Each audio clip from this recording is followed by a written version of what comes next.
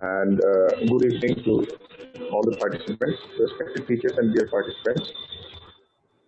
Today, we are going to present our lectures on accessory pathways, and our speaker is respected Professor Mohsin sir. Now I request Professor Abdul Chowdhury sir to say some words about Professor Mohsin sir, introduce him, and then we will start the lecture. Abdul sir.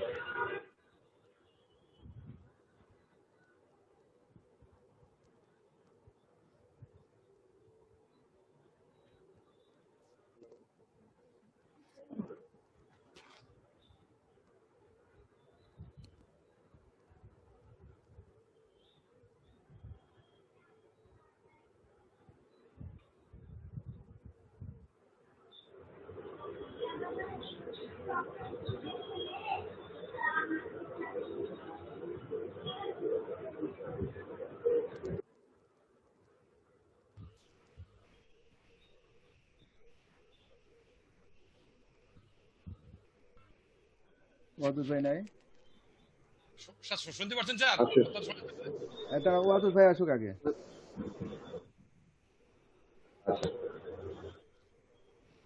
Wadud ভাইকে unmute করা। Unmute করা। কথা শোনা যাচ্ছে? এখন শোনা যায় ওয়াদুদ ভাই, এখন শোনা যায়। হ্যাঁ, এখন শোনা যাচ্ছে স্যার, এর আগে শোনা যাচ্ছিল না sir. Assalamu alaikum and good evening everybody. Sorry for the technical problem. Today we are going to have a talk about accessory pathways, and this will be given by Professor Mohsin Hossain. He is one of the three persons who heralded the electrophysiology service in this country, starting with Dr.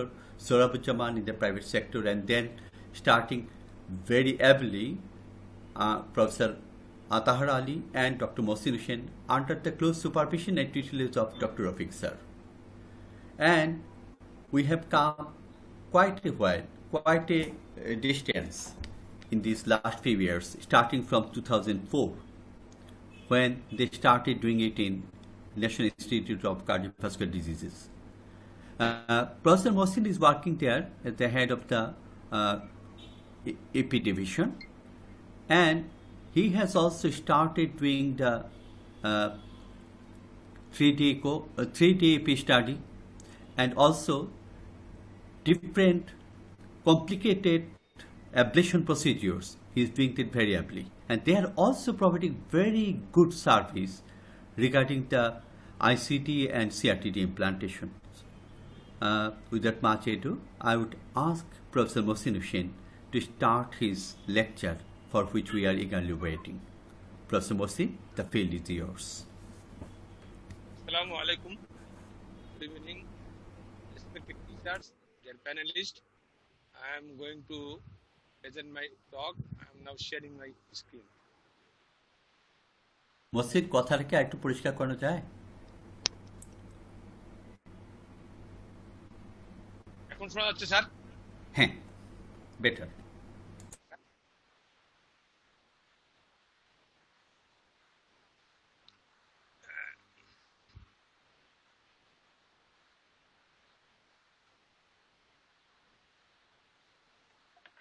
Slide দেখা যাচ্ছে স্লাইডটা? Can you see the slide? Very well. Can I start now? Yes, please. Respected teachers from home and abroad, and their panelists, and Assalamu alaikum. Good evening. I am going to present a talk on accessory pathways and related arrhythmias. There will be some overlap between the previous lecture, so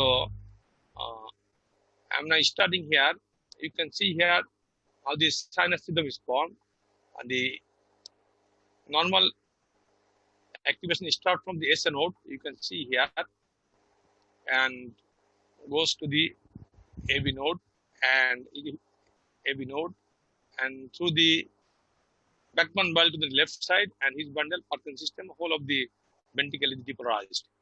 You can see here in the left side, you can see here there's a pair interval, the AB delay.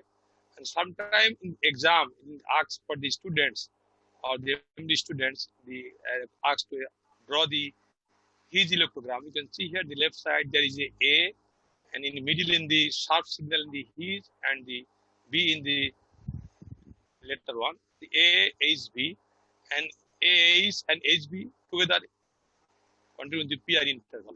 So this is the AH interval and HB interval. So AH and HB is together we call PR interval. Accessory pathways usually at the abnormal conduction pathway, usually formed during the cardiac development, exist in the variety of anatomical location, and in some patients they have multiple pathways.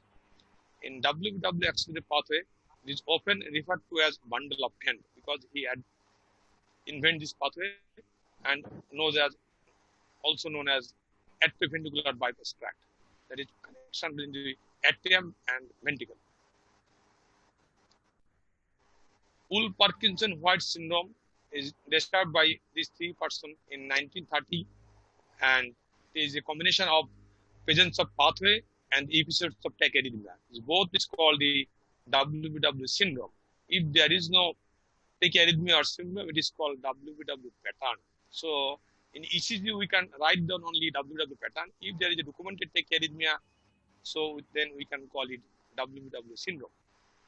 Prevalence is 0.07 to 0.02%, and 1.8% of this patient develop tachyarrhythmia.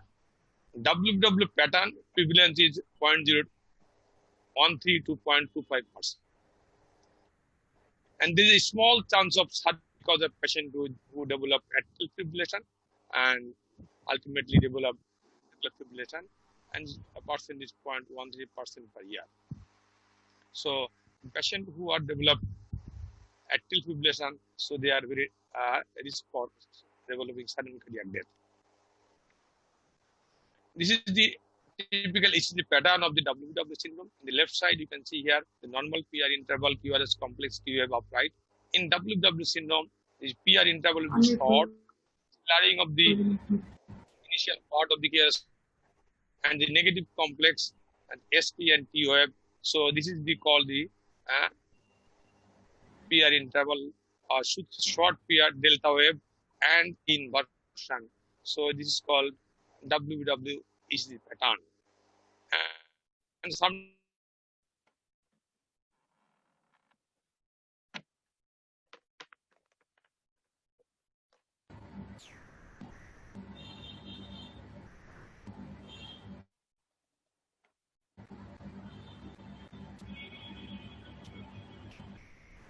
posterior septal region, they did angiogram and because of they thought it is into MI, so the coronary was normal.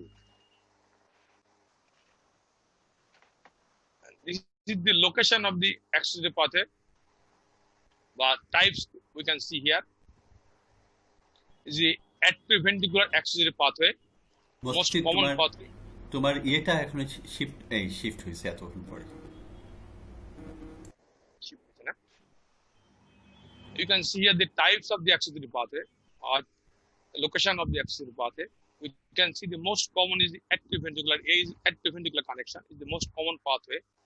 The next common is the atriofascicular pathway, and then is the atriohesian pathway, and then is nodoventricular pathway. We node to the ventricle, nodoventricular pathway, and is the fascicular ventricular pathway.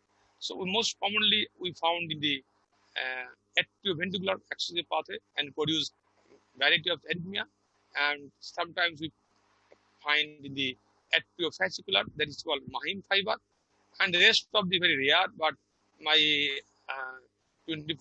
from 2004 till now we don't get any atriohesia or nodoventricular or fascicular ventricular pathway. So but it is present.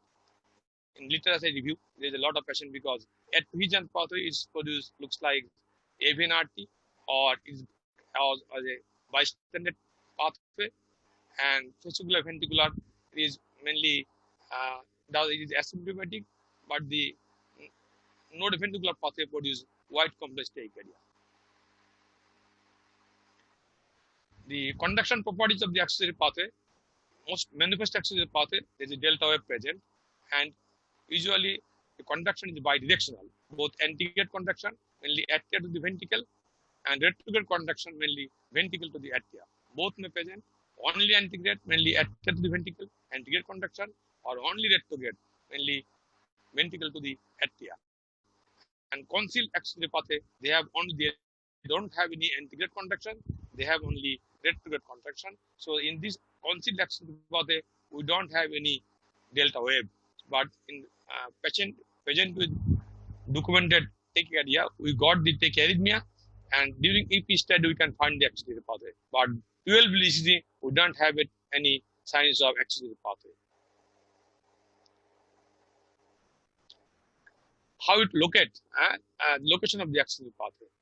If the mitral annulus and the tricuspid annulus at this level, pulmonary valve in the front and the AV valve, this is the septum, and this is the mitral valve annulus and the tricuspid annulus. So if we divided the mitral valve the left side, this is the mitral valve left free wall pathway, and this is the postseptal pathway, the septal region. This left side is the left postseptal, right side is the right postseptal pathway. And subdivision you could do left free wall, anterolateral, lateral, posterolateral side. This is the atrioventricular connection. This is the free wall pathway. And the left side we have the left free wall, right free wall pathway, and right postseptal pathway.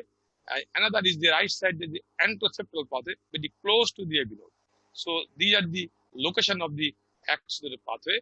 By ECG, we can locate the where is the pathway is located. We can identify from the there is just some algorithm. I will show you later on.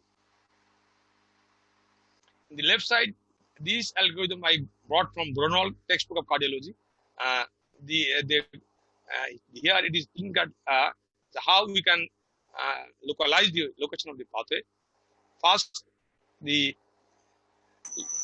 negative delta wave and QRS complex. If the negative delta wave in the V1, then it is the right ventricle. If the negative positive delta wave in the V1, so it is left ventricle.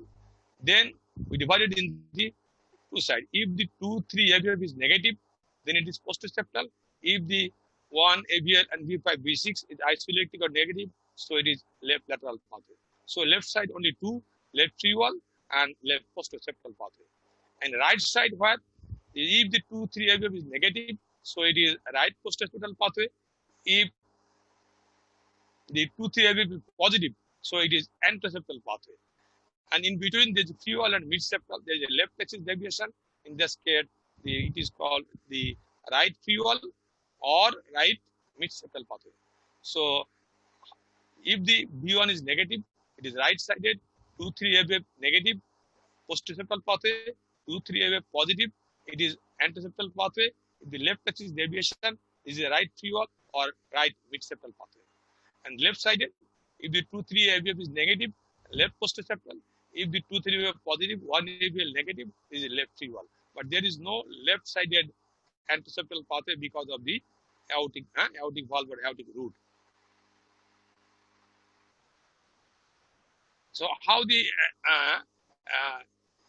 it looks like the pathway. There is animation. You can see here there is a conduction both from the sinus node, its growth from the AV node, and the accessory pathway. You can see here it depolarizes the both ventricle. So they produce the initial delta, short PR, and fusion beat.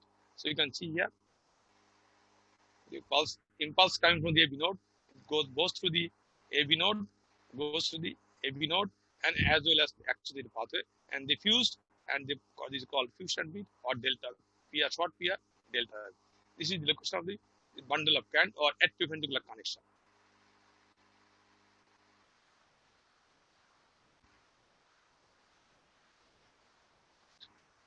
This is the left-sided pathway. You can see here V1, there is a short PR, delta wave, and initial sliding. V1 is positive. If the V1 is positive, so it is a left-sided pathway. 2, 3 AVF is negative, so it is left postseptal pathway. The left-sided pathway. And here you can see the V1 is negative, delta wave negative, so it is right-sided pathway.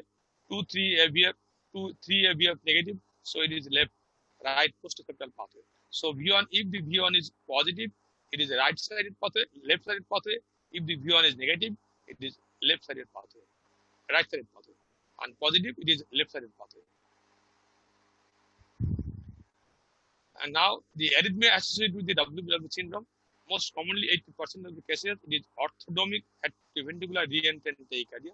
Mainly, the anti-gate conduction goes to the AV node and retrograde conduction goes to the accessory pathway. So the QRS complex narrow. So this is called orthodomic atrioventricular reentrant tachycardia. It's produced 80% of the cases. And another orthodomic tachycardia is PGRT, that is permanent junctional reciprocating tachycardia. It mainly occurs in children. It is produced insistent tachycardia and produce cardiomyopathy. As this fiber is slowly conducting, so the rate is slow, 120 to 200. So it's produced insistent tachycardia, produced cardiomyopathy. So it is a one kind of that is orthodomic AVRT, but it is produced looks like that is slow type tachycardia, most like slow, but it produces the tachycardia mediated cardiomyopathy. Mostly it is located in the right postseptal region. And pre-excited AF, when the WW is at fibrillation, it produces 15 to 30% of patient, and sometimes it is designed to ventricular fibrillation, and patient will develop sudden cardiac death. Atrial flutter, literature said 5%, but I don't get yet this atrial flutter. Antidomic tachycardia, we got it, and less than 10% is attenuated tachycardia. Mainly anti-gate conduction to the accessory pathway, so it activates the ventricles, so it produces white QRS, and retrograde conduction through the AV nodes. So the antidomic tachycardia, anti-gate to the AV node, retrograde to the normal conduction pathway. So it produces white complex tachycardia, looks like ventricular tachycardia. These are the three forms: orthodomic fibrillation with WW and antidomic, and sometimes atrial flutter. These are the most common tachycardia we encounter with patients with WBW syndrome or accessory pathway. How it initiate? Initiate by the mainly by the ectopic beat. It is sinus beat. Sometimes you can see here the ectopic beat come and it's blocked in the accessory pathway and goes to the normal sinus beat and retrogradely goes to the accessory pathway. So the orthodomic AVRT is initiated by the always PSC. Atrial ectopic is the initiator. The atrial ectopic blocked in the accessory pathway, go through the AV node and his bundle and normal Parkinson system, and retrogradely goes to the accessory pathway. So it produces the narrow complex orthodomic atrioventricular reentrant tachycardia. You can see here, this is the anti-gate conduction, and this is the retrograde through the accessory pathway. In endodermic, it is reverse. Endodermic goes to the this way, anti-gate conduction, and retrograde to the AV node.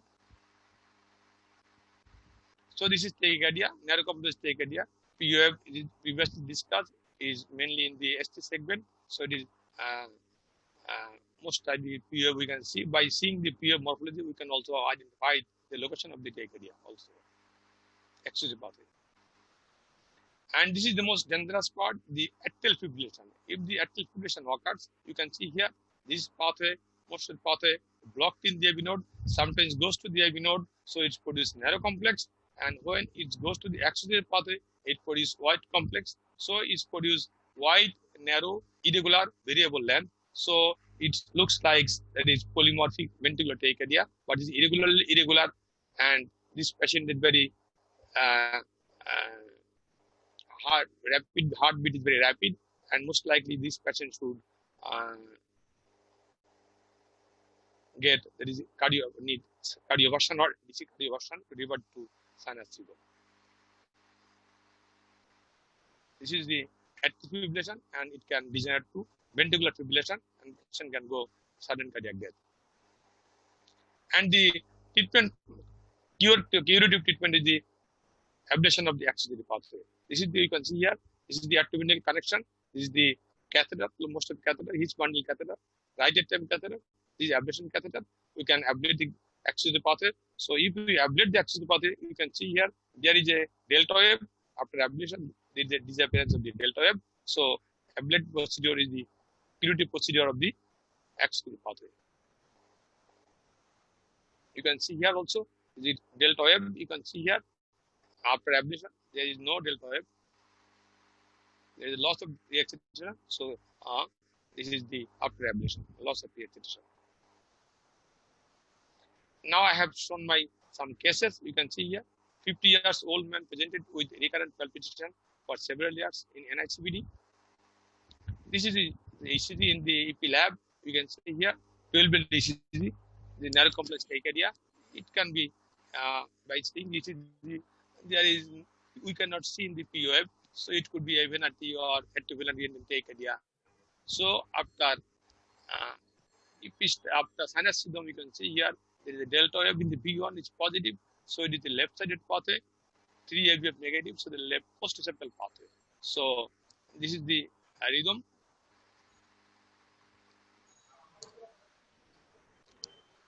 EP study confirmed left-sided pathway. EP study confirmed this is left trial pathway. So these are the accessory pathway. After ablation, you can see there is no delta wave. Patient is fully cured. Another case, 35-year-old woman presented with recurrent palpitation. This is ECG. You can see here. This is white complex tachycardia, and B1 is LV morphology. 2-3 AVF positive. It could be ventricular tachycardia or there is differential diagnosis of the white complex SB2 with aberrant conduction or pre-existing left bundle or antinomic tachycardia. By seeing these criteria, we can find that this is the accessory pathway with rate-related bundle block. After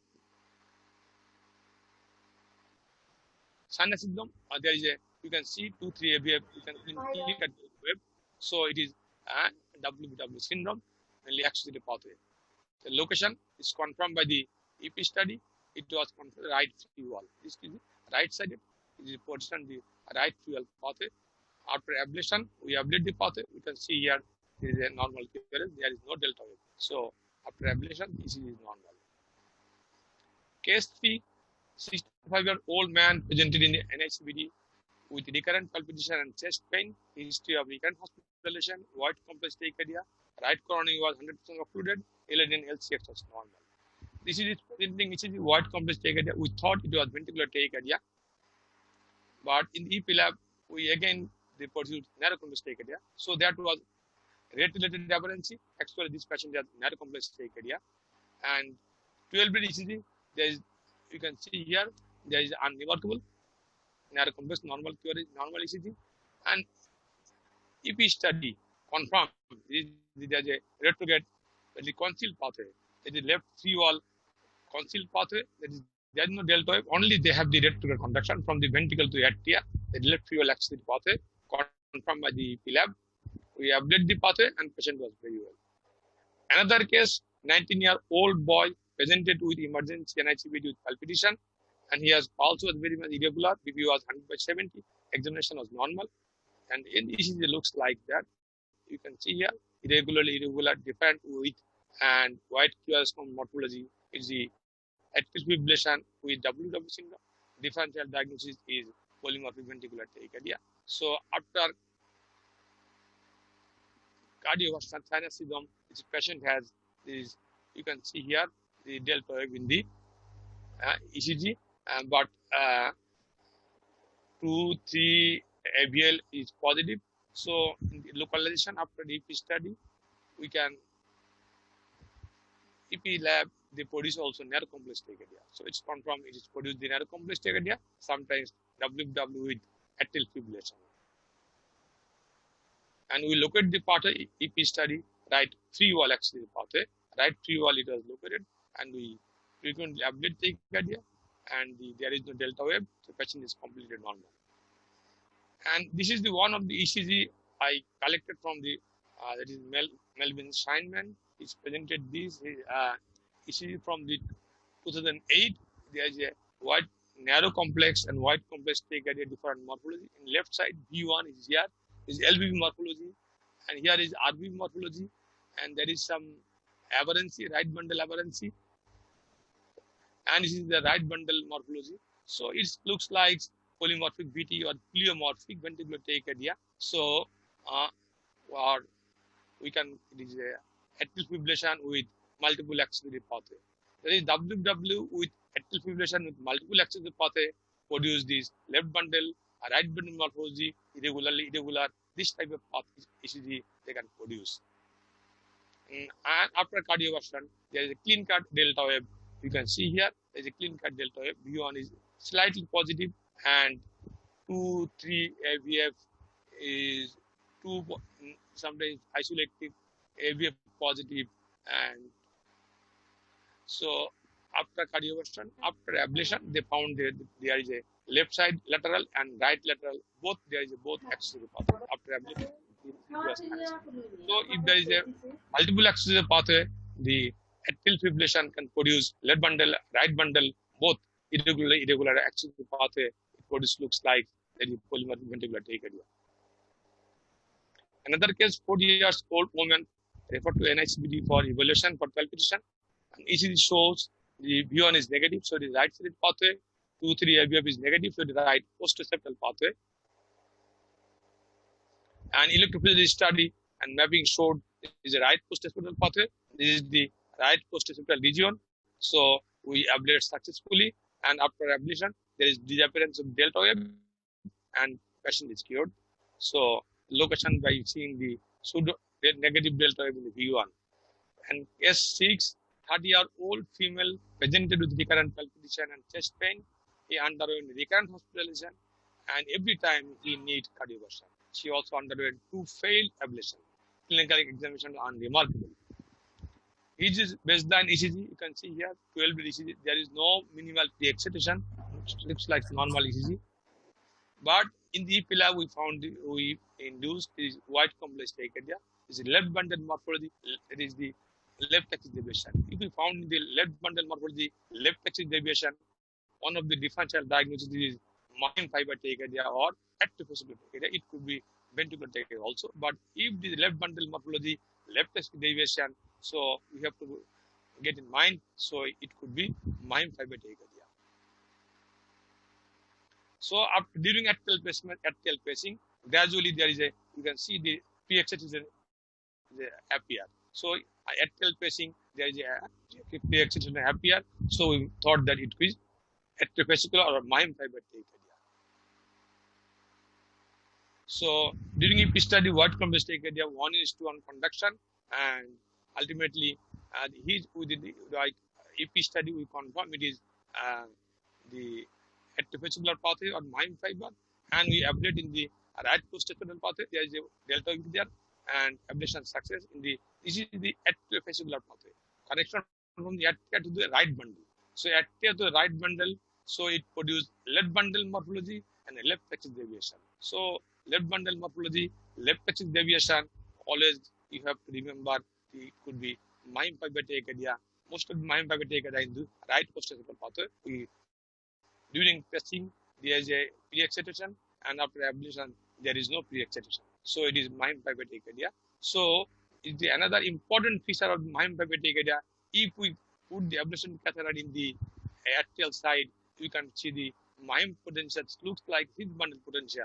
So these fibers have characteristics looks like heavy node. Another case, 20 years old boy admitted in the NICVD with palpitation. And ECG we can see here, what complex tachycardia. So we thought it is ventricular tachycardia, and differential diagnosis is endothermic tachycardia, with aberrant conduction or pre-excited RV morphology. But after a normal sinus rhythm, you can see here cardioversion. This is a delta wave. You can see clean cut delta wave. V1 is positive and 2, 3 wave negative. So it is a left post-septal or posterolateral pathway. So this is the that was the endothermic tachycardia. This tachycardia was mainly endothermic tachycardia. Or so how we distinguished the endothermic tachycardia from ventricular tachycardia. Bugada algorithm we can use. In Bugada algorithm, if there is a negative concordance, that is pituitary lead B4, B6 is negative, so So that was the ventricular tachycardia. If there is no, so you can see the QR complex in V2 to V6. If the QR complex in V2 to V6 is also ventricular tachycardia. If no, we have to look for the 1:1 conduction, that's the AV decision. If there is AV decision, it's ventricular tachycardia. If there is no AV decision found, so consider the pre-accident WBW or endogenic tachycardia, or you need to if study or sinus syndrome to see the. So in that case, how you can see here, this patient has what complex tachycardia, predominantly RBV morphology. In this criteria, we can see V4, V6, there is no negative complex. So it is negative complex, or it is V5, V6, it is positive. So it is not ventricular tachycardia. Next step, we can see the QR complex in the V5, V6. V5, V6, no QR complex. So it is against the ventricular tachycardia. And AV decision very fast, so it is very difficult to find out the AV decision, but there is no AV decision here. So also against the ventricular tachycardia. So consider the pre-accident SBT or that is endogenic tachycardia and cannot be certain. So EP study is the final diagnosis and sinus syndrome. And this patient has sinus syndrome, WBW syndrome. So this patient has endogenic tachycardia. So with this algorithm, we can differentiate from the endogenic tachycardia from the ventricular tachycardia. Another case, 90 years old young man admitted in NICVD for RFA. He had history of recurrent palpitation. This is the sinus syndrome ECG. You can see here, V1 negative, V2 negative, 2-3 positive. So it is a right-sided pathway, 2-3 positive. So it is accessory pathway, and that is anteroseptal pathway. If 2-3 that is the postseptal. As 2-3 positive, it is anteroseptal pathway. And mapping in the accessory pathway, we found that this pathway is close to the AV node, this is anteroseptal location. So we can see here, this is a catheter.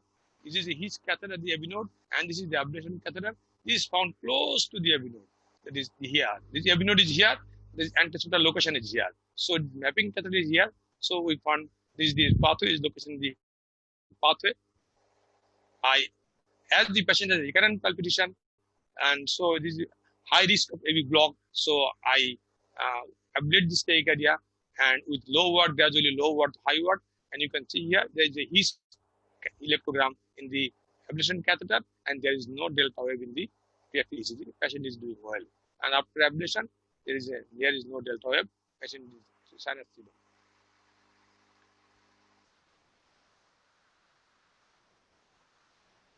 This is another pathway, accessory pathway, that is anteroseptal pathway. This patient has a high risk of AV block, so we did not ablate, because left side you can see here there is a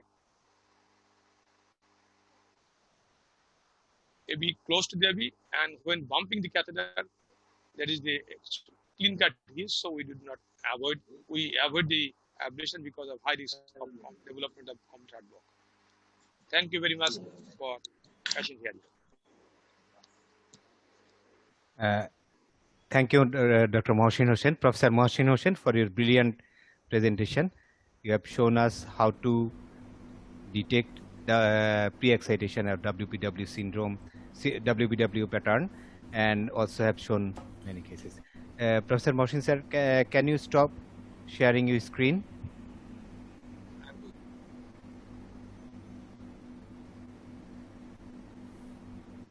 Thank you. Thank you very much. We have got some question for you, Professor Mohsin Hossain. One of the question is, in LGL syndrome, we found atriohisian pathway. How we identify? LGL is so-called, it is called mainly, now it is called enhanced avineural conduction. But atriohisian pathway, mainly connection to the atrium to the his. Atriohisian pathway is produced looks like mainly, sometimes it acts as a bystander. It does not produce tachycardia, or sometimes it's produced looks like AV node tachycardia. By EP study, for the last 15 years, I don't get any this kind of accessible pathway. So, by theoretically, I can say this. It can produce narrow complex tachycardia, looks like AV node, or it acts as a bystander tachycardia. That's sir. Any comments, sir? Dr. Mohsin, can I ask you a question? Yes, sir. As it is between the AV node and the Hessian, any drug that attack on the AV node, can it be able to control this arrhythmia? Yes, this is the drug that block the AV node. Beta blocker and verapamil, diltiazem, digoxin. So these drugs are very likely to be effective in this condition. Yes. Thank you. We have got another question from Buddhadev Ganguly. How we identify Mahim fiber tachycardia in ECG? Mahim fiber tachycardia in ECG is very difficult. Sometimes patient in ECG there is a minimal pre-excitation because it is atria to the right bundle. Connection from the atria to the right bundle. As this fiber conduction property is the slowly conduct, so it looks like AV node. So the minimal pre-excitation or no pre-excitation. So 12-bill ECG is very difficult to identify. If there is minimal pre-excitation, you can guess there could be Mahim fiber tachycardia. If the patient got tachycardia, wide complex tachycardia, because all Mahim fiber tachycardia they produce the wide complex tachycardia, that is, and left bundle morphology, left axis deviation. We can guess there, but it should be confirmed by EP study. So from ECG, we cannot actually identify it. If there is a minimal pre-excitation, then you can say it could be Mahim fiber. Most of the time, it is normal ECG. Sir, Rafique sir, comment about it. So the same problem, and if the patient presents with tachycardia, we think SVT with left bundle morphology, and there is minimal pre-excitation, we can only suspect. Because remember, minimal pre-excitation we can also see in patients with WPW syndrome. So EP study is the one when we can really confirm this pathway. It's kind of interesting pathway because it is like a second AV node, because normal accessory pathway has no decremental property. It's all or none. But the Mahim behaves like another AV node somewhere on the right side of the heart. And once you diagnose it and you find the ablation, is very simple procedure. One thing, sir, Rafique sir, we read during our fellowship that the Mahim causes normal peer interval with pre-excitation. Yeah, because absolutely right. But you will not see that typical, because you see that, as I told you, this looks like it behaves like a second AV node. Yes, sir. So that's why the phenomena happens, that there is slowness of conduction in that pathway, and then there will be some pre-excitation. Absolutely Yes. right. Yes. Thank you, sir. Rafique sir, you have mentioned a criteria about the decremental conduction of the pathways. For our fellows, can you explain it, please? I'll leave it. I think Mohsin, I'll ask Mohsin to wait, and then I can. Yes, Mohsin. Means the AV node conduction. You can see the AV node, when the pathway starts from the sinus node, goes to the AV node, at the peer interval, because the conduction slow in the AV node. So it becomes slow when cross the AV node, but it bundle then faster. So this is the called decremental. It's slow in the AV node. This is conduction property. So it is the slowness or decremental property in the AV node. And this initially fast, then slow, then very fast. Very, very fast. This property is found in the Mahim fiber. Also, this property can find in the EGRT. That is the retrograde tonsil pathway. Children produce incident tachycardia. This is also the decremental conduction. So this produces the slow tachycardia at 120 rate most likely. So narrow complex tachycardia produces cardiac. So it is also slowly conducting accessory pathway. That means PGRT will look like a sinus tachycardia, but without any variation, any respiratory variation. As Sir was previously said, any tachycardia that it looks like sinus tachycardia, but without any variation, suspect that it could be PGRT. Let me make a comment on this. Decremental and non-decremental.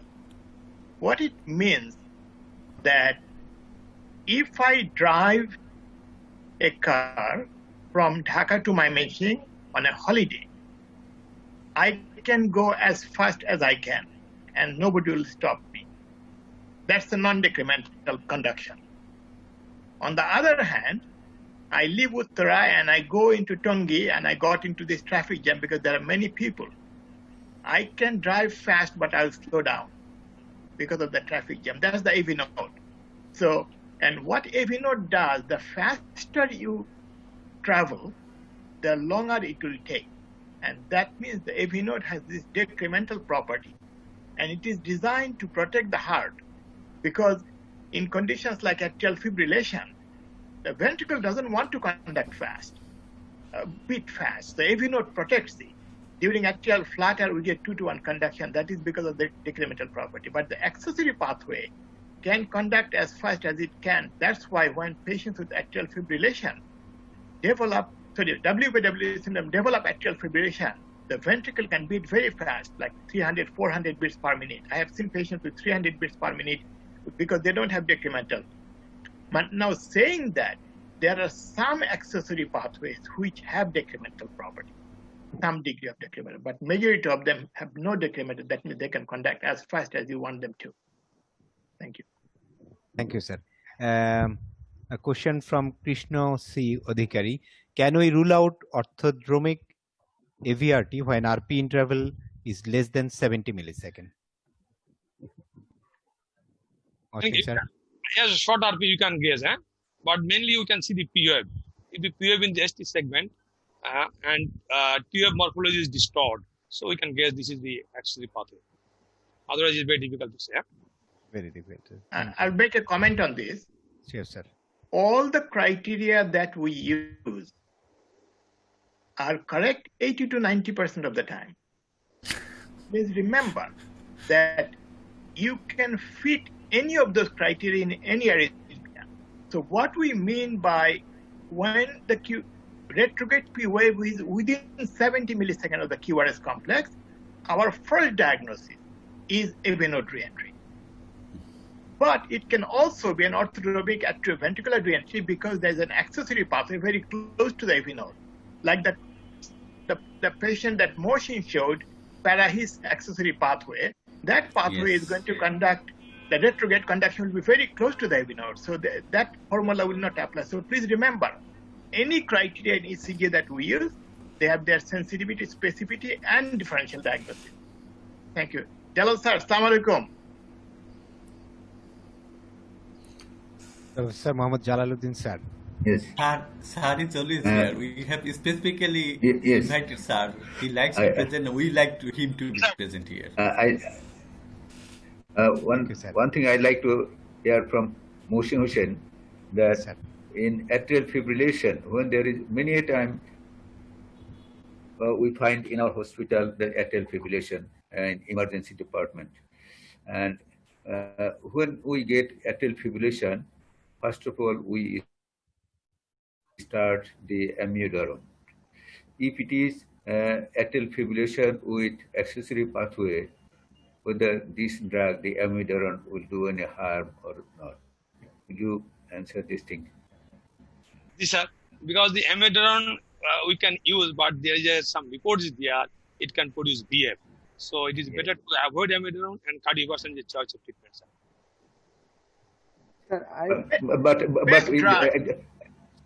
Best drug for WPW syndrome with AFib is procainamide.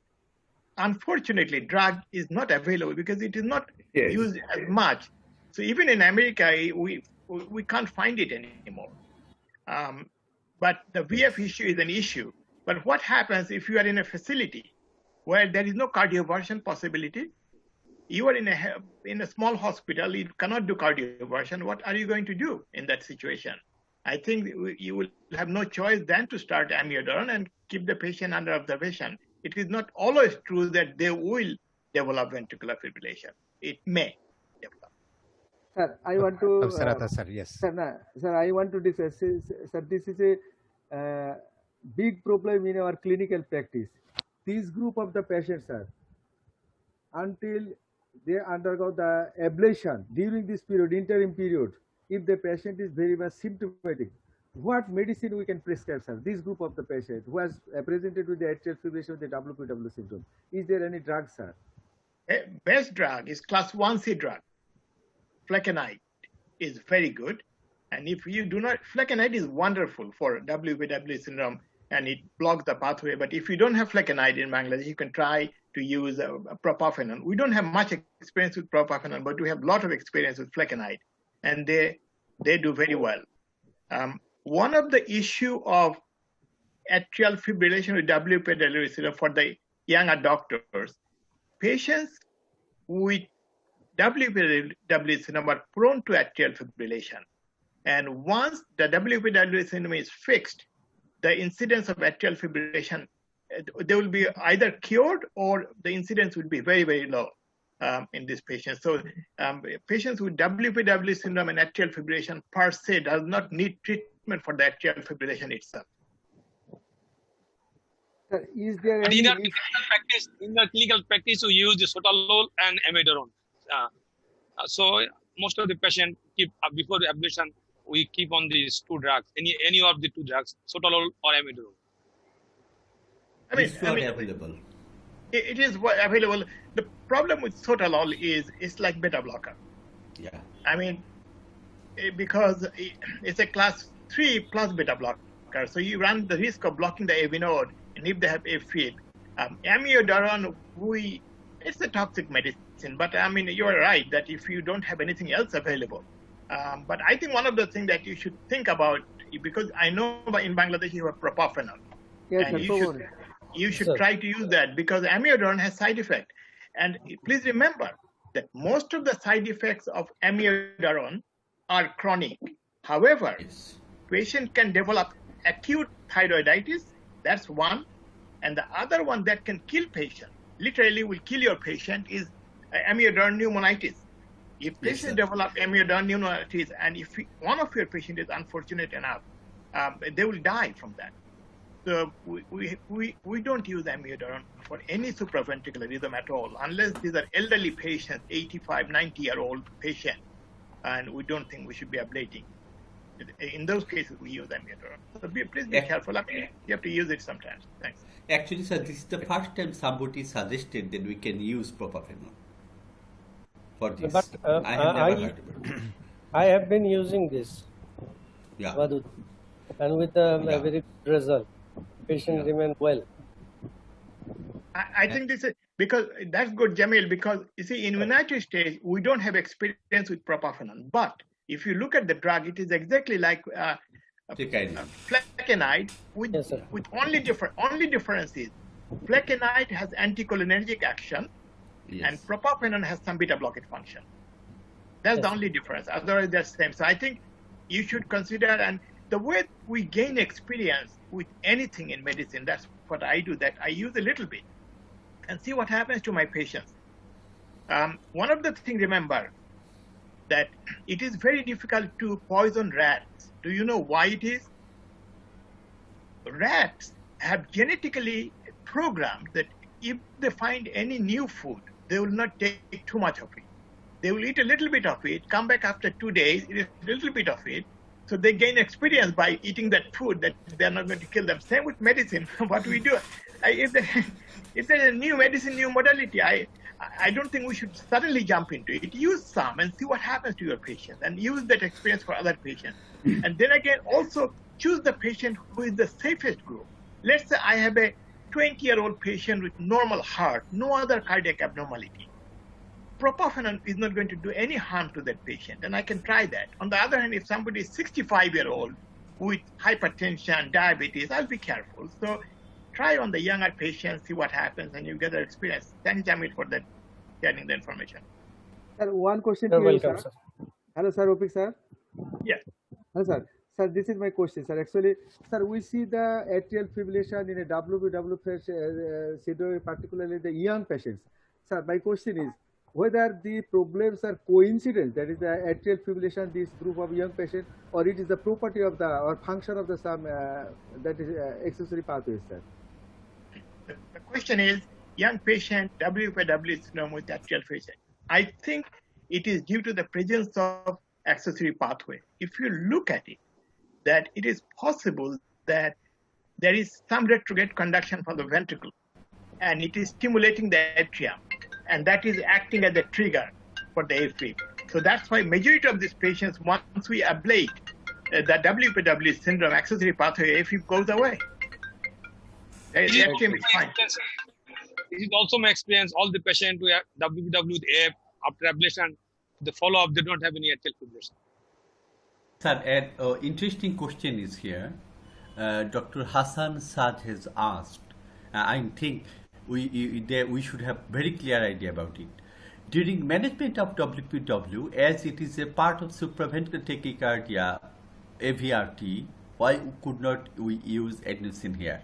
Everybody should be aware of why we should not use it. Sir. Oh, adenosine, no. So it is not true that we cannot use adenosine. We can use it. But you see, if somebody comes with narrow QRS tachycardia, I know either it is AV node re-entry going through the AV node and his bundle, or an accessory pathway that is going through the AV node. It will be a problem if it is a wide QRS tachycardia and there is a possibility of AFib, or one of the ECG that Mohsin showed that almost like a polymorphic VT, and you give adenosine to that patient. What will happen? Heart rate is now 200 beats per minute, then it will become 300, 350, and patient will develop ventricular fibrillation. So you're absolutely right. It is not that we cannot use it. We need to be careful about it. That's about it. And otherwise, particularly if a patient has documented history of wide complex tachycardia with WPW, if he presents with narrow complex tachycardia, we should not be using adenosine in that case. Is it, sir? To be interesting.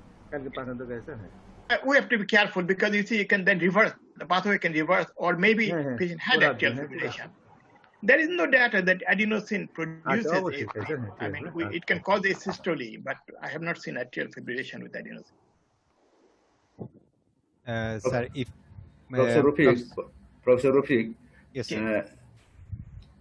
Usually atrial fibrillation when less than 40 years of age, I think all patients should go for EP study. And because below the age of 40, the atrial fibrillation due to the caused by other reasons like complications of hypertension or valvular disease or ischemic heart disease. But below the age of 40, those causes are less. That's why whenever there is atrial fibrillation below the age of 40, all these patients should go for EP study. Is it true? And why are you saying that, sir?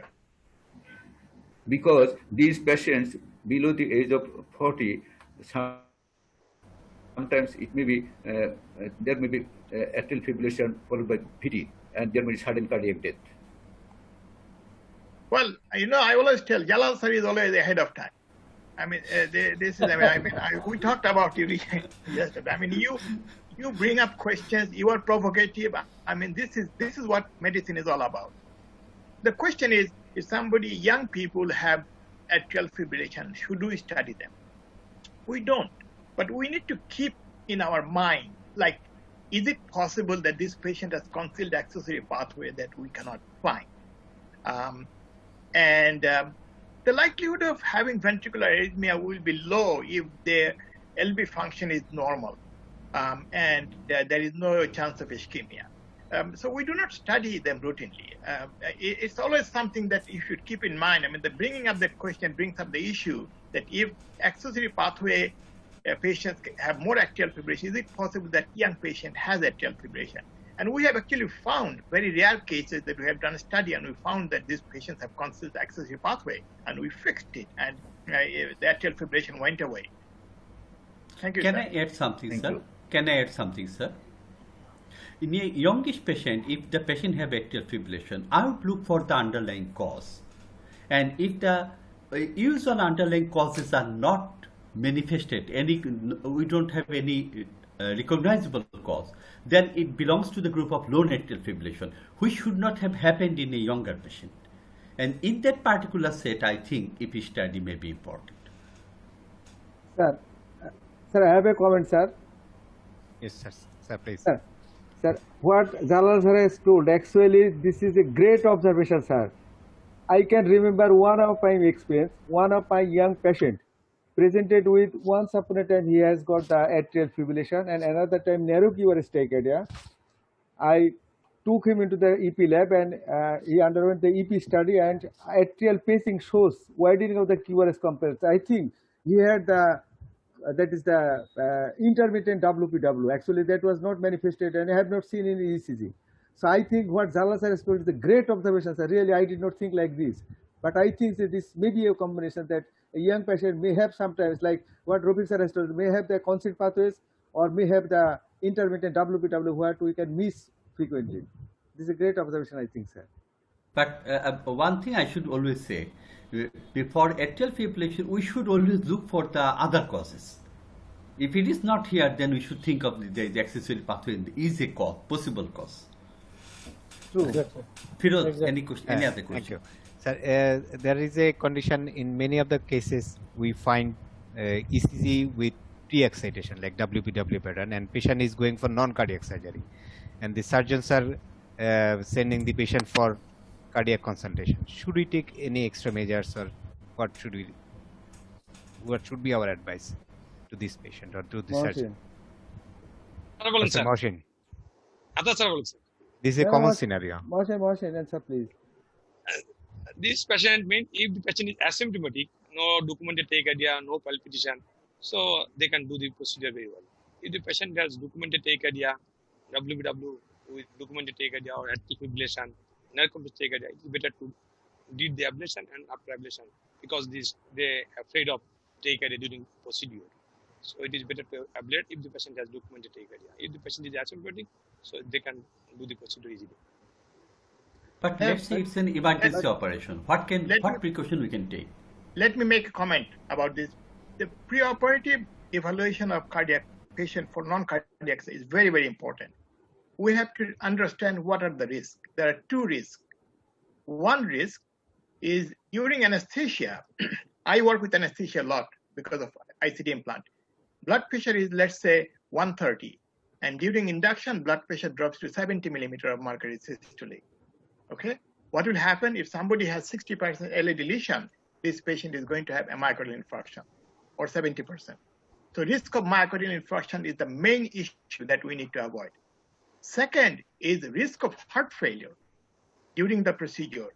So this patient has EF of 35%, well compensated, goes to the operating room, gives anesthesia, blood pressure drops to 80. They give fluid, 2 liters of fluid. Patient goes into heart failure during the procedure and acute pulmonary edema. These can be dangerous to this patient. Somebody goes into SVT, you just give a shock or you give adenosine, they will convert. So that is not a life-threatening condition. They need to be aware of that. So if somebody has any arrhythmia and they need to go for surgery, what we tell the anesthesiologist, look, this patient has SVT or sometimes have VT. Just put a defibrillator pad on the patient. If the patient goes into this arrhythmia, just shove the patient out of it because patient is already under anesthesia. That is the important part. But the two issues for preoperative clearance, risk of myocardial infarction and risk of acute congestive heart failure during surgery. Those are the two issues that can literally kill the patient on the table. SVT will not. Thank you. Thank you, sir. Question from Shomir Paudal.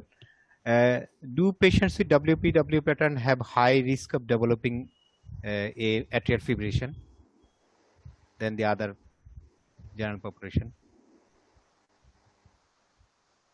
I thought we already discussed that. We discussed it already, right? Okay. Yes, clearly. I mean, patients with WPW syndrome will have higher incidence of atrial fibrillation compared to similar group of patients normally. Let's say if we take patients less than 50-year-old, chance of atrial fibrillation is very, very low. And if similar group of patients have WPW, they will have AFib. And the treatment is take care of that accessory pathway, and that will take care of the AFib. Thank you. Thank you, sir. Some tricky question from Dr. Sudhir Shah. What will be the ECG in a patient of WPW with first degree heart block, where PR should be prolonged? I had one patient that this patient, I ablated the pathway and the patient developed complete heart block. So what was happening in that patient? That he actually had congenital complete heart block and was conducting only through the accessory pathway. So that ablation, what I did, I gave a little burn and it went into, I stopped the ablation, conduction came back. So his connection was actually the AV node. The first degree AV block will not be manifested in that patient. It will conduct through the accessory pathway unless the patient has Mohn fiber or very poorly conducting accessory pathway, otherwise the PR will be short. Sir, I want to ask one thing regarding this. I ablated one lady with the first burn of 5 to 8 seconds, the accessory pathway gone off. It was on the left free wall pathway. But after the delta wave disappeared, she developed transient complete heart block. It persisted for half a minute, then it came back. What may be the reason, sir? So the question is transient heart block. I mean, it's tough to explain. One possibility is that, let's say, the patient has left dominant coronary artery and the AV node artery was coming from the circumflex and there was spasm of the coronary artery. That is one possibility. Vagal tone, high vagal tone we see in AFib ablation, that is unlikely to cause complete heart block. It can cause, that will be the only explanation of this happening. It is a remote possibility, but it can happen. Thank you, sir. Dr. Birat's question. Sir, another question of Dr. Sudhir. How to differentiate WPW with posterior accessory pathway from inferior MI in ECG? A patient with WPW with negative in the 2-3 AVF and develop inferior MI. How to differentiate? Because Dr. the Mohsin, patient has that is the short pair interval, delta wave, pseudo cushion, and you have in these pseudo infections. So it is a clinical delta wave present there. This we can short pair delta wave. The problem is the patient has pre-existing WPW that mimics inferior MI, now actually had inferior MI. How exactly you are going to differentiate it? By ECG we can differentiate. There's a short pair interval and there's a delta wave, and this is the main part of the differentiating from the ECG. Can I say something? The diagnosis of ST elevated MI actually depends upon rise of the biomarker along with one of the any three. One is classical symptom, second is the ECG changes, third is echo changes, or if I go for cath, etc. So actually the clinical scenario will help us to determine whether the patient is actually having an MI. In fact, the problem is whether a patient has got inferior MI 6 months back. He has got also WPW syndrome. Can we say that these two things are coexisting by reading the ECG? It would be difficult from surfaces. Yeah. As because if it's a posterior pathway 2-3 AVF, this has negative QRS complex as well as delta wave.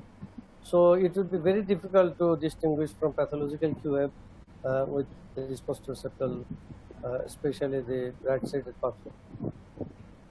Because, sir, any comments, sir, about this? Well, if you remember, 2 weeks ago I showed an ECG, which was basically a patient had sinus tachycardia with WPW syndrome. But the first ECG, there was no way you could tell the difference between inferior MI, old inferior MI.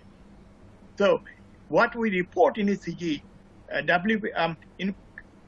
suggestive of inferior MI, but then you look at the other lead to see if you see delta wave. Now, if the same patient develops acute inferior microinfarction, you will have a combination of both. That means what will happen when the heart rate slows down in other lead pre-excitation becomes less, and you still have a Q wave, you know that this is really inferior microinfarction, but there will be overlap. There will be confusion. I mean, you can take it to the best scholar in the world. I don't think they will be able to guarantee that this is not WPW syndrome with inferior MI. Okay. Exactly, sir. In acute myocarditis infarction, in acute. Sir, should we go for next episode, sir? Because there are so many questions. Okay, thank you. Sir, Jala sir, do you want to ask any question, sir? One small question. Okay, sir. or you can say it is common. In case of inferior myocardial infarction, many a time we get first degree heart block or second degree heart block, sometimes the third degree heart block. And we observe these patients, most of the patients revert to sinus rhythm. But in that case, we don't find any delta wave or short pair interval. But I think this should be properly observed for a few days, and later on, the follow-up should be done whether there occurs any delta wave or the short pair interval in the future. In that case, if it is found, then we can go for the EP study. Thank you, sir. Thank you. One last question, for Professor Mohsin from Manoj Koirala. Is asking about can we use QRS axis as delta wave axis, or what is the difference between these two? Delta wave axis. Only a lot of algorithm, most of the algorithm in the delta wave, some use the QRS axis. We can use both. But EP study will final the location. But you can guess but it sometimes may not be true. The delta wave or the QRS complex. Okay, thank you. I think for this we are running out of time, so we should move to the next episode, the episode of our teacher Dr. Rafique Ahmed sir. But before going to that part, we have got an announcement for our attendees. In the next Saturday, on the 26th September, there is a session at the same time by Bangladesh chapter of American College of Cardiology and Bangladesh Cardiac Society. So the ECG, this session will be shifted to Sunday, that is 27th September on the same time. Now, may I request Rafique Ahmed sir to go with his session? Good afternoon. So we'll do the EKG, same format. I'm going to show ECGs. Please remember, this time I'm going to jump from topic to topic, so there will be a lot of variation. That's what real life is all about. The first ECG is this one, and I have given 4 choices. We have the answer box, right? Okay. We'll give 30 seconds time for the attendees to give you answers.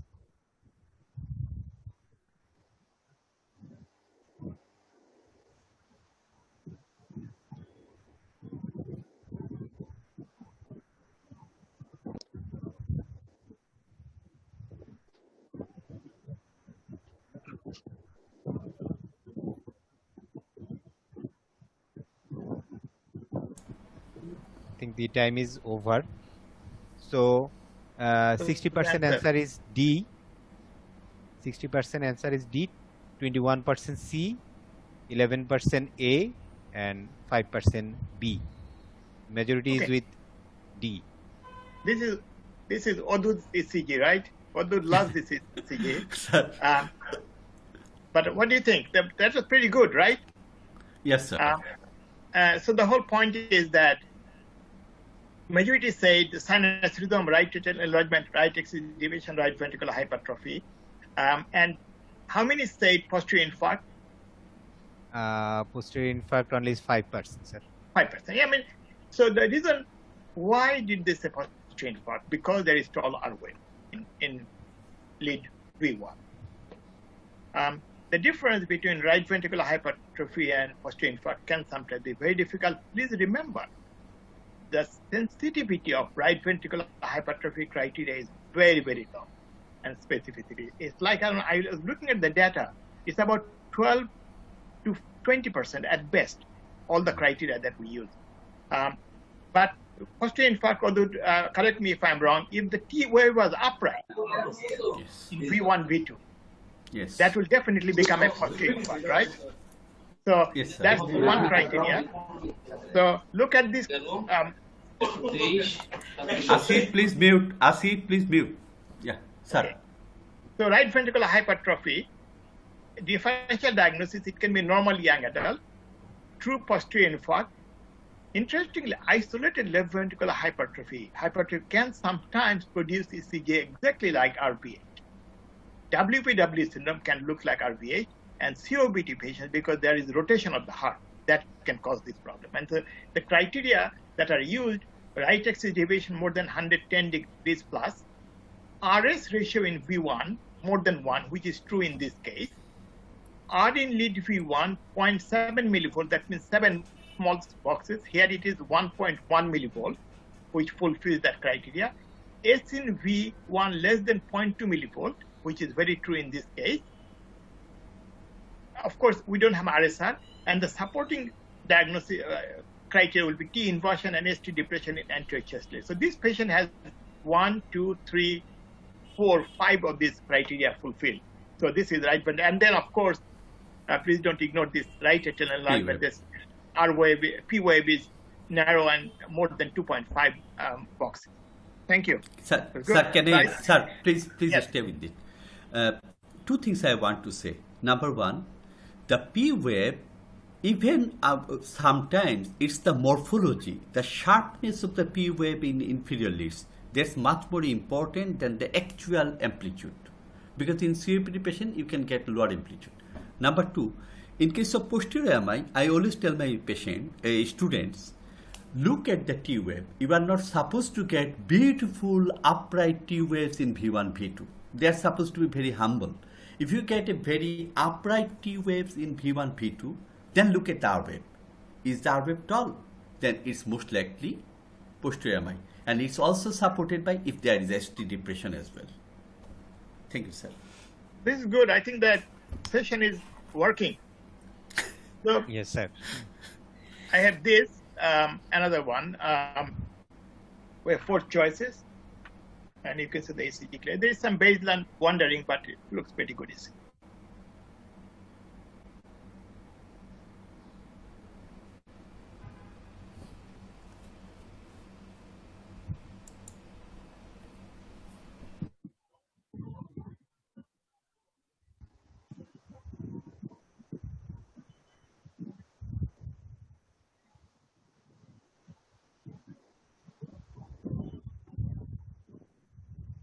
So we have got 30 seconds so far, sir.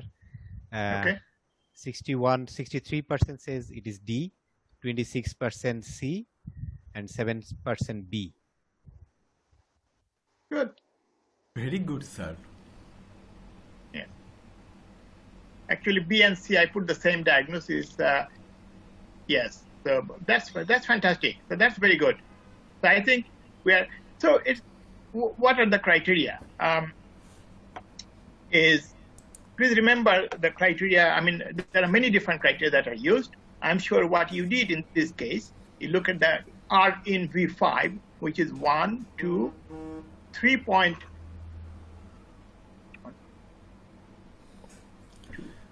2.8 millivolt here, and then 1 millivolt, 3.8 millivolt. So a voltage criteria, S in V1, R in V5, more than 3.5 millivolt is our left ventricular hypertrophy. And then, of course, there is ST wave changes. Please remember this T wave change.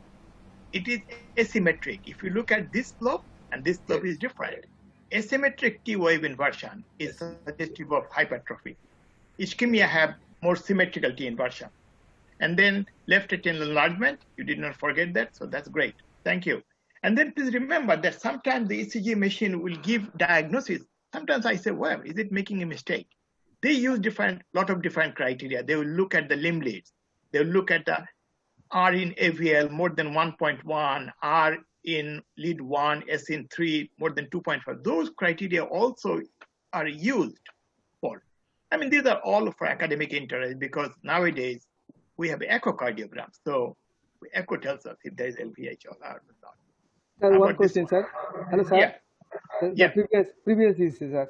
Sir, actually, we have got a practice to differentiate the, sometimes in case of the LVH, there is a question whether it is the pressure overload or volume overload. Is there any scope, sir, to discuss such issue, that is the pressure versus volume? Wadud. There is some also written in some books, sir, like. Actually, if you, along with the LVH and the LA enlargement, if you get the T wave that's upright instead of the strain pattern, that suggests that you are going to have a volume overload pattern. Exactly. Thank you. Sir, what is the sensitivity and specificity of these ECG criteria? I'm not sure, but Oh, not much. no. Not much. This is interesting. This is better than RVH, but it's about 49 to 50%. Yes, not much. It's amazing that it is how low it is. Also remember that we use 3.5 millivolt, right? That's the criteria developed by the Western countries. In Japan, it is 4.5 millivolt, and Bangladesh, I think it will be 4. Because American or the European people are big people, so their ECG is lower voltage than in. So the Japanese have studied it. In Japan, they use the criteria S in V1 plus R in V5 more than 4.5 millivolt. So this one.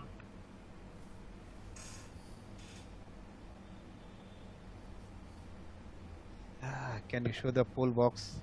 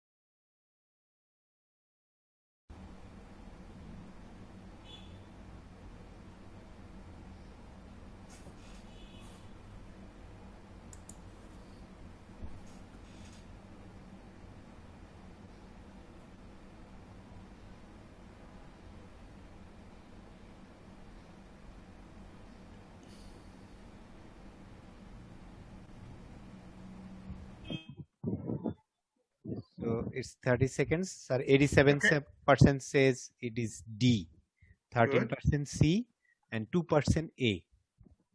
Yes. Question is, how did this 87% come up with LVH? So that is important because commonly used easiest formula is S in V1. And S in V1 in this case is 1 millivolt, and in V5 is 1.8. So S in V1, R in V5 is not fulfilling the criteria. So I'm very happy. I'm sure the participants used the limb lead in this. So let's look at it. The criteria that again in limb lead R in V1, S in V3, lead 3. I'm sorry, R in lead 1, S in lead 3, more than 2.5 millivolt. Yeah. In this case, it is 1.4 and then 1.8 millivolt. Plus here is 2.8, almost 3 point something millivolt. And that limb lead criteria fulfilled for the LVH. So definitely left ventricular hypertrophy is there. We don't have that ST. There is some ST segment change, and then evidence of left atrial enlargement. So that's perfect. Thank you.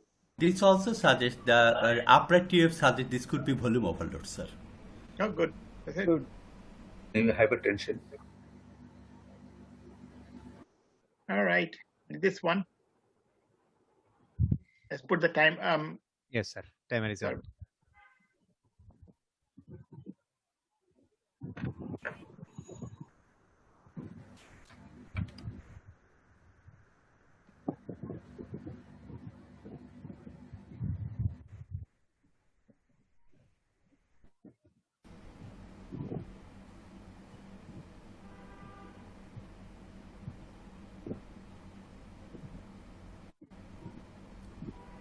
It's 30 seconds, sir. 63% says it's D, 21% C, and 16% B. Okay. So that's pretty. I think that. What do you think? Wadud, that's a pretty good answer, right? I mean, sir. তার সাথে particularly heart block আছে, sir. The PR interval actually is, if you look here, it's 200 milliseconds. I measured it. I did not give it, so I measured that if you move this out, it's almost 200, 210 milliseconds, or maybe 220. It can be a little bit of further. So, I mean, so sinus tachycardia is correct. Heart rate is 108. There is a ST elevation in lead 2. There is, of course, some baseline on lead 3. AVF, I'm not so sure, maybe some. I'm not making any comment about ischemia or anything, unless Wadud wants to make. There is left atrial enlargement, and of course, LVH by which criteria? Let's see. So if we go in this patient, lead AVL is about 1.1 that fulfills the left ventricular hypertrophy criteria. Lead V5, we have 1.4 millivolt R wave, then 1, 2, so 3.4. So V1 and V5 fulfill the criteria, voltage criteria for left ventricle.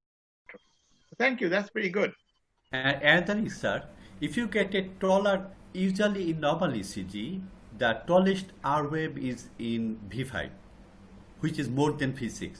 If you get a taller QRS complex than V5, then that's a possibility that there could be LVH. You have mentioned that. Yes.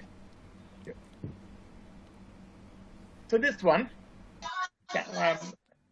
survey please.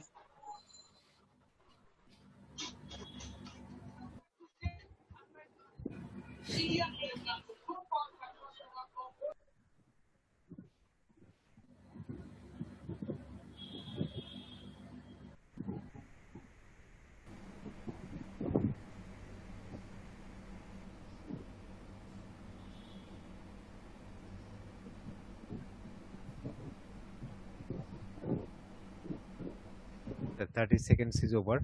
41% says it's D, and 38% says it's B, 25% C. That's interesting. So 38% atrial fibrillation. So, okay. Yes. Let's start with atrial. Is it atrial fibrillation? If you suddenly look at it, it looks like there is a pattern there. It is not irregularly irregular. Yeah. So it's not irregular, but it is not irregularly. It looks like 2 beat, a gap, 2 beat, a gap, 2 beat, a gap. And if that's the case, it cannot be atrial fibrillation. So I will totally disagree with atrial fibrillation diagnosis. So what are the other? Second one is 4. Number 4. Sinus rhythm with Wenckebach. How many percentage? Firoze, how many percentage atrial 38% says it's atrial fibrillation, and 38% says it's 4. Sinus. How about number 3? Number 3 is 25%. 25%. So number 3, 25% sinus rhythm with Wenckebach block. Perfect. And then numbers. So let's look at what we have here. So what we have here is, I have marked the P waves. In lead V1, this is the rhythm strip. These are the P wave. See, there is a P. PR interval is 240 milliseconds. Next PR is 320. Next P wave is not conducted. And next P wave is 240. One of the tricks to look at is after the block, the first PR interval should be short. That is very much pathognomonic of or diagnostic of Wenckebach block. So that is true. But we also should not ignore the T wave. Look at the T wave. In lead V1 and V2, you can embed V3, V4, V5, V6. And Firoze, any comment on this T wave inversion? What do you think of this? Sir, this is symmetrical T wave inversion extending from V1 to V6, and also in 1 and AVL. It may be due to entry wall ischemia. Yes. So that's the part. Please remember that if it is a symmetric T inversion, we need to keep in mind ischemia. I will not say acute MI or anything. Consider ischemia. If this patient is having ongoing chest pain, that's one clinical scenario. Please do not ignore the patient's symptom. If the patient is having symptom, it is of something that needs to be addressed immediately. If the patient is not having symptom, that's a finding, ECG finding for us. Thank you. So next one, I'm sorry, I gave just a little bit of this. This is V1, lead 3, and V5. And I have few choices.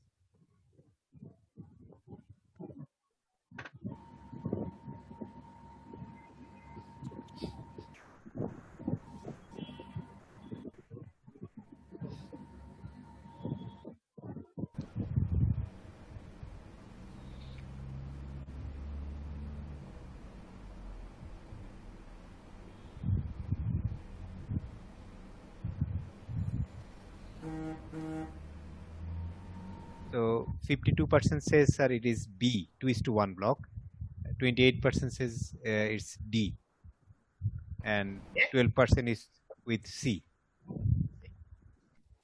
Okay. So one thing, it is not sinus bradycardia. Some people say sinus bradycardia also. Only 8% says. 8%. Yeah. I mean, listen. Sure. I mean, probably this is the E wave, right? And so if whoever said sinus bradycardia, probably I was looking at P wave, QRS complex, T wave, and there is a U wave. The funny thing is that this E wave looks exactly like the P wave. So that makes it unlikely to be a E wave. And even then, I can be wrong. So I look at other reasons. Second question is whether I should use the diagnosis of 2:1 heart block or Mobius type 2 second degree AV block. I'll leave it to our panelists. What do you think? Jamil Bhai. To me, it is 2:1 AV block, sir. Perfect. I mean, listen, without further information, we cannot say if it is Mobius type 2 or not. I mean, I will just call it 2:1 heart block. Yes, sir. When we say Mobius 2, that means we are talking about infra his AV block. And that happens if there is no PR prolongation. But I cannot say whether there is any PR prolongation or not before the block in this ECG. So in this ECG, my diagnosis will be 2:1 heart block. That's it. আমার যে সারাইশে পিটায়ও আমি তাও diagnosis change করব না। So look at it. The same patient, same ECG. I just erased part of it. If you look at it, in lead V1, P wave, QRS complex, P wave, no QRS, P wave, QRS, and then P wave with prolonged PR interval. And then probably there is a P wave buried in here. And then once it goes into 2:1, we can't see any difference. So this is actually, and now I can tell this is type 1, second degree AV block, but it's becoming 2:1. But with that just rhythm strip, we cannot tell that.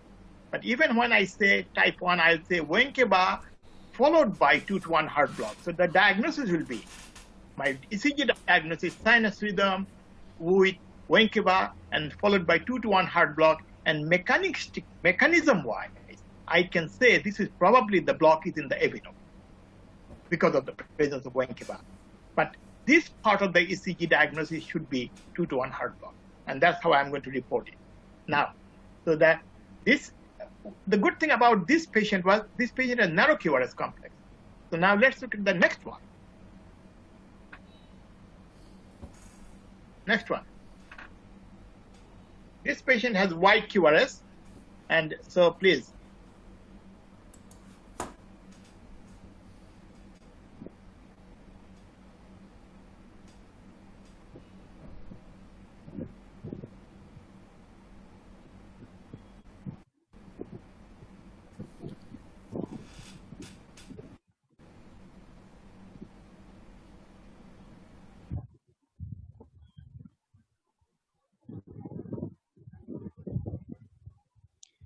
So time is over. 59% says it's 2:1 block, and 30% says it's Mobius type 2 second degree AV block, and 11% says Mobius type 1 second degree AV block. Okay. So again, one is out. With this strip, I cannot say Mobius type 1. Mobius type 1 is you have to see PR prolongation followed by a blocked beat. With this ECG, I have only two choices. Either 2-to-1 AV block or MOBIS 2 second degree AV block. Again, as we discussed earlier, that MOBIS 2 is a mechanistic diagnosis, whether it's infrahis or suprahis block. One of the things people talk about that if the PR interval is normal, it is more likely to be MOBIS 2, especially with bundle branch block. But this PR is longer. So I will go for 2-to-1 diagnosis, and I'm sure all our panelists will go for the diagnosis of 2-to-1. Is that right? Yes, sir. Yeah. So one thing, sir, Dr. Govindo, yeah. I like to say lead 2, if you consider the RR interval, it's not regular in lead 2, and second and third beat, it's wide than that of previous first and second R wave. So in that case, can you comment MOBIS type 2 then rather than 2:1 block? PR interval fixed, but some P is non-conducted after second QRS complex. Govinda, there is only 2 complex in the ECG. So you cannot calculate regular or irregular RR interval. You need some more longer strip. Longer. Yeah. So only 2 in complex. Three, you cannot three compare complex. the RR interval. No, RR interval for is only two complexes in every lead. 3 complex. The other 3 lead complex, is 2 RR intervals. No. Longer The third complex in rhythm is almost equal. Yeah. So In 2:1 or complete hard work, there is some irregularities. It is seen. Exactly. So I think with this, with the wide QRS, if the PR interval is normal, I may have called it MOBIS 2. Because as I said, the PR prolongation normally, these are mechanistic diagnoses. So I think better diagnosis for us will be to keep it just 2-to-1 hard block. And if somebody asks me, where is the block? Where is the location of the block? Is it in the AV node or is it in the his bundle? So let's look at the next ECG. Same patient, same look at this. What's happening? The patient has baseline first degree AV block. And the last PR interval is about 400 milliseconds. Yes. And then there is a block, and then there is still first degree AV block. So basically it goes to 2. Again, this is actually probably the block is in the level of the AV node. And over here, until here, I'm going to call it Wenkeba. And once I switch to this, I'm going to go. And then look at this also on the last bit also conducting. So Wenkeba. It's basically diagnosis for that portion will be 2-to-1 hard block. For the whole ECG, I'll say baseline first degree AV block with Wenkeba AV block with portion 2-to-1 hard block. That's it. I'm going to leave it as it is and write bundle blind block. With also left axis deviations, that suggests left ventrivesicular block. Just 1 second. Let me come back. Yes, left ventrivesicular block. That means the patient will most likely require pacing. Probably. How about this one? This is rhythm strip, 2 different on the top and the bottom. These are not continuous. These are top one is 1 and then bottom one is a continuation of that.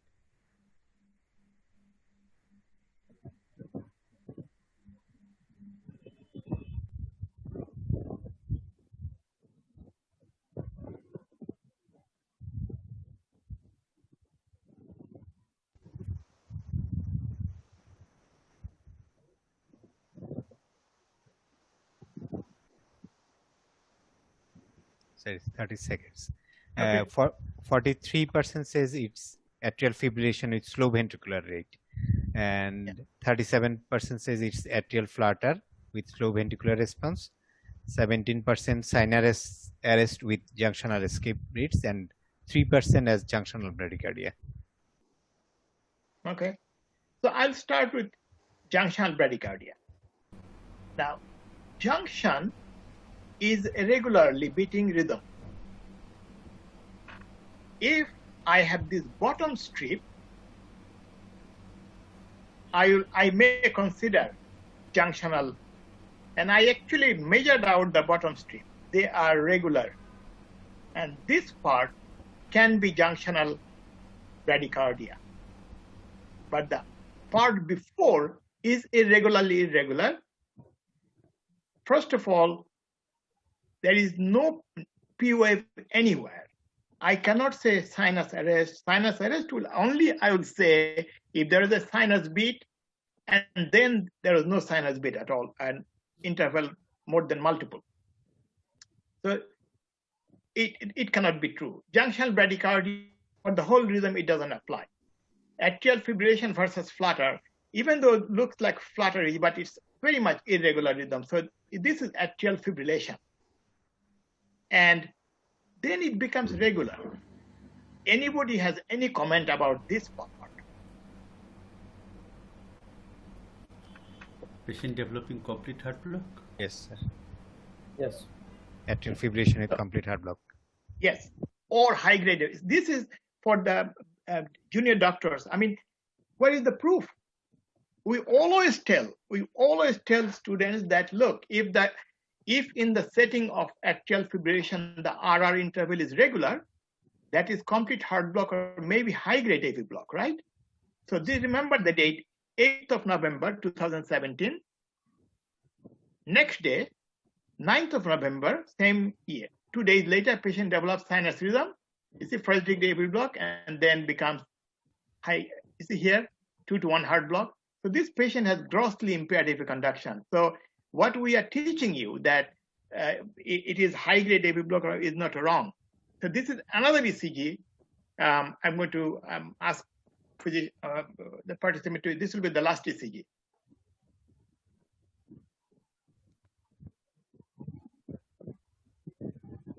I hope the answer will be better this time, and 100% correct.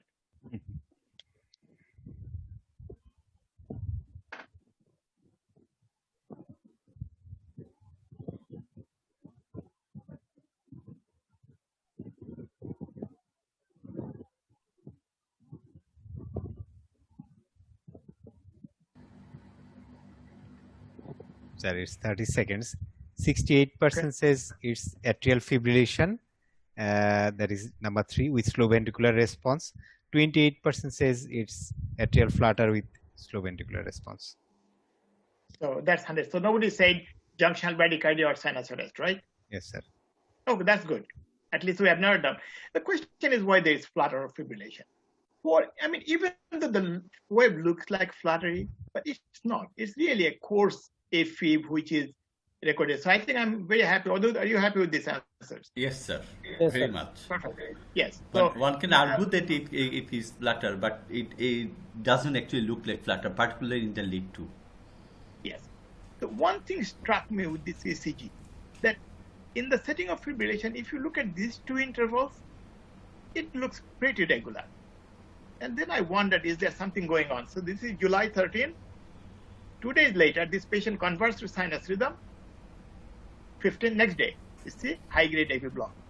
Ah.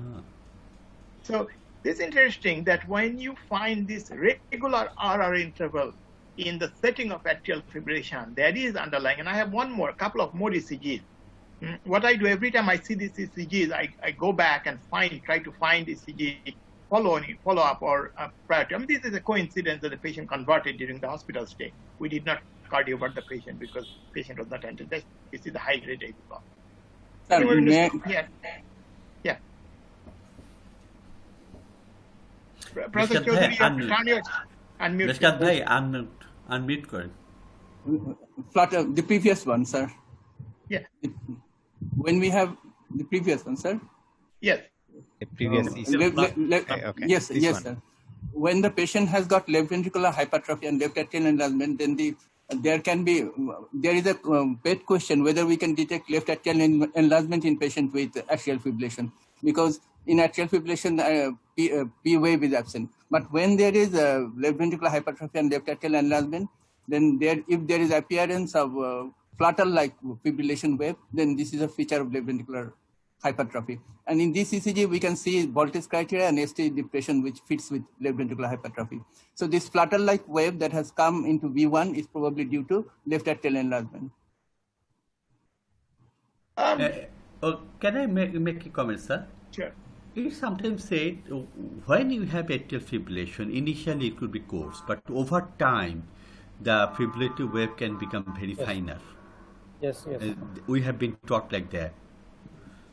And again, when there is left atrial enlargement, as it occur in mitral stenosis, then again it becomes coarse, and then we know that patient with atrial fibrillation is having left atrial enlargement. That is what actually happening in this patient. We have got the feature of left ventricular hypertrophy. Yes.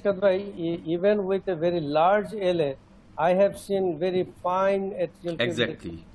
So Exactly. it's very Nowadays, difficult to say. Compared with the echo finding, LA size 56 millimeter, but the atrial fibrillation is very fine. It's very difficult to discern even fibrillatory wave. It looks like a flat baseline. So it does not correlate with the echo finding, with the coarseness or fineness of the atrial enlargement. We used to equate coarse atrial fibrillation with LA enlargement, but nowadays we actually discourage the students from actually equating that. Yeah. I'm going to give you a simple. What Wadud said, the initial, at the beginning of the atrial fibrillation, is usually remain coarse.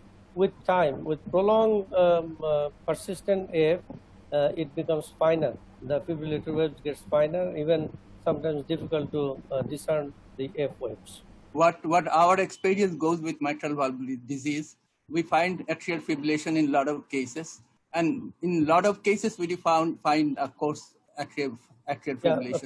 That is the reason, because we know these patients are having atrial fibrillation for a long time, and again we can find the coarse wave in the V1, and it is also written in the book actually.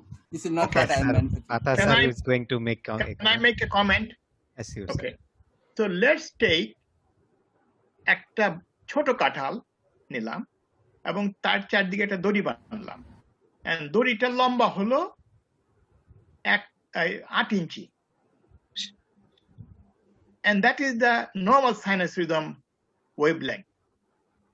এখন যেটা একটা বড় কাঁঠাল নিয়ে 1 মণ কাঁঠাল, সেটার চারদিকে দড়ি বাঁধি, সেটা হবে 2 ফুট লম্বা, and that is the left atrial enlargement. এখন সেই বড় কাঁঠালের মধ্যে আমি অনেক ছোট ছোট অনেকগুলো নট দিলাম, multiple knot. Each knot is going to be 2 inches, 3 inches. Those are fibrillatory wave. They will not represent the length of the kathal. And that's what atrial fibrillation is all about. You can make those knots small, big, and you can place all over the surface of the kathal, and that will be exactly like fibrillation. So fibrillatory wave will not tell us anything about the size of the chamber that it is traveling. Exactly. Right, sir. I have a comment, sir. If anybody can comment both atrial fibrillation and flutter, that means both 3 and 4, flutter fibrillation. Give any comments, sir, Rafique, sir. Yes, I mean, sometimes we use this term.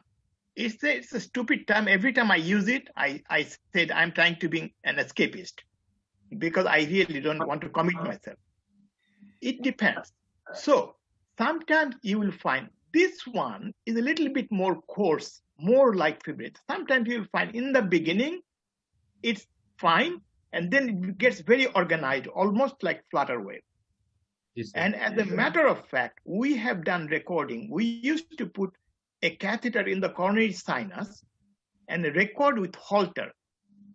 And we found that the left atrium is in flutter and the right atrium is in fibrillation. Patient actually had both. So in those cases, we use this term, flutter fibrillation. But this is a little bit more the term that we use, coarse atrial fibrillation. But I mean, if a student, and mechanistically, it is, why is it important to define flutter? Because the flutter is an organized circuit, a single circuit. And fibrillation is not a single circuit. And I think from treatment standpoint, mechanistic standpoint, these are totally different entities. Thank you. I think this is the last ECG. I hope you enjoyed it. Thank you, sir. No, actually, this term is no more used in the text, Govindo. Yes, sir. But in case of mitral stenosis with mitral regurgitation, some ECG you have seen the flutter-like wave, sawtooth appearance in V1 lead to, and also R wave is irregularly irregular. For that reason, I have commented this. Actually, Govinda, Yes, if you get sawtooth appearance of Ribhu, the P wave in the V1 especially, and it looks more regular, then you can label it as atrial flutter with variable AV block, as the RR interval are irregular. But if it is finer and cannot make it a regular interval of the P waves, Some then it's most participants likely have it is raised their hands to make Firoze. comments. Should we allow them, sir? now, Sure, Firoze, sure. Sir, Please. 3 participants raised their hands Okay. allow to karo. make any question. Review, can you allow these 3 participants? Yes, sir, allowing. Please, participant, make very short, direct comments.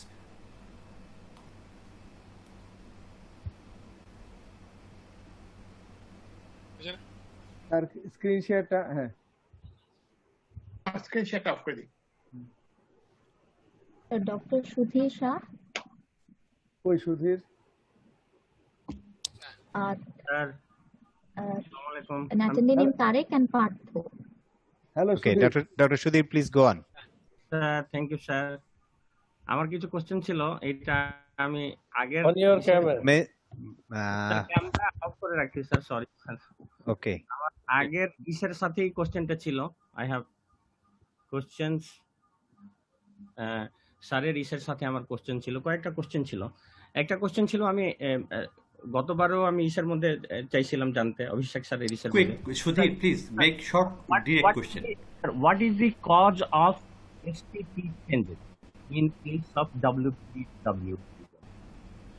And যদি একটা patient, young patient comes up with atrial fibrillation in the CCU with narrow QRS complex, is there any clue just by seeing the ECG to say that the patient could have WPW? If we cannot find any delta wave or any PR shortening, is there any clue or not, sir, in this case? Because it's been said. Thank you, Dr. Sudhir. I think we have got the question. Rafique sir, do you want to go for So the the answers? question was, during atrial fibrillation, there is no pre-excitation, right? Okay. Yes, sir. By narrow complexes in atrial fibrillation, can we say that is there any accessory pathway or not? It is very, very unlikely that if during atrial fibrillation there is no pre-excitation, that there is WPW. But only possibility is that if you get a fib and the refractory period of the accessory pathway is long refractory, it is possible that it is not conducting, but it is very, very unlikely because most of the time refractory period of accessory pathway is shorter than AV node and they conduct faster. In extremely rare situation, you can meet a situation whereby there is poorly conducting accessory pathway, there is no pre-excitation during atrial fibrillation. And the second question was, what is the mechanism of STT changes in WPW syndrome? Sir আমি sir যদি এইখানে একটু যদি বলতে দেন sir 10 second বলো okay sir so আমি একটা reference দিয়ে আপনাকে স্যার বইয়ের নাম বলি Goldman CCG and there it has been said that AV node acts as the traffic police between the atria and the ventricles, and it will not usually permit rate more than 180 or you say 200. So if you are getting a rate over 200 or 210, so there is every possibility that the patient could have an accessory pathway, and this is a clue, clinical clue, just by seeing ECG, and my reference is Goldman ECG, sir. So how right I am, sir? Well, listen, there are a few things. One, reading books and quoting from the book is one thing. If you look at my ECGs, I don't show any ECG from books.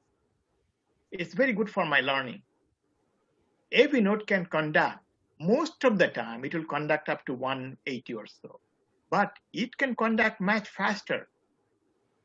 We have patients with AV node reentrant tachycardia with in excess of 240 beats per minute.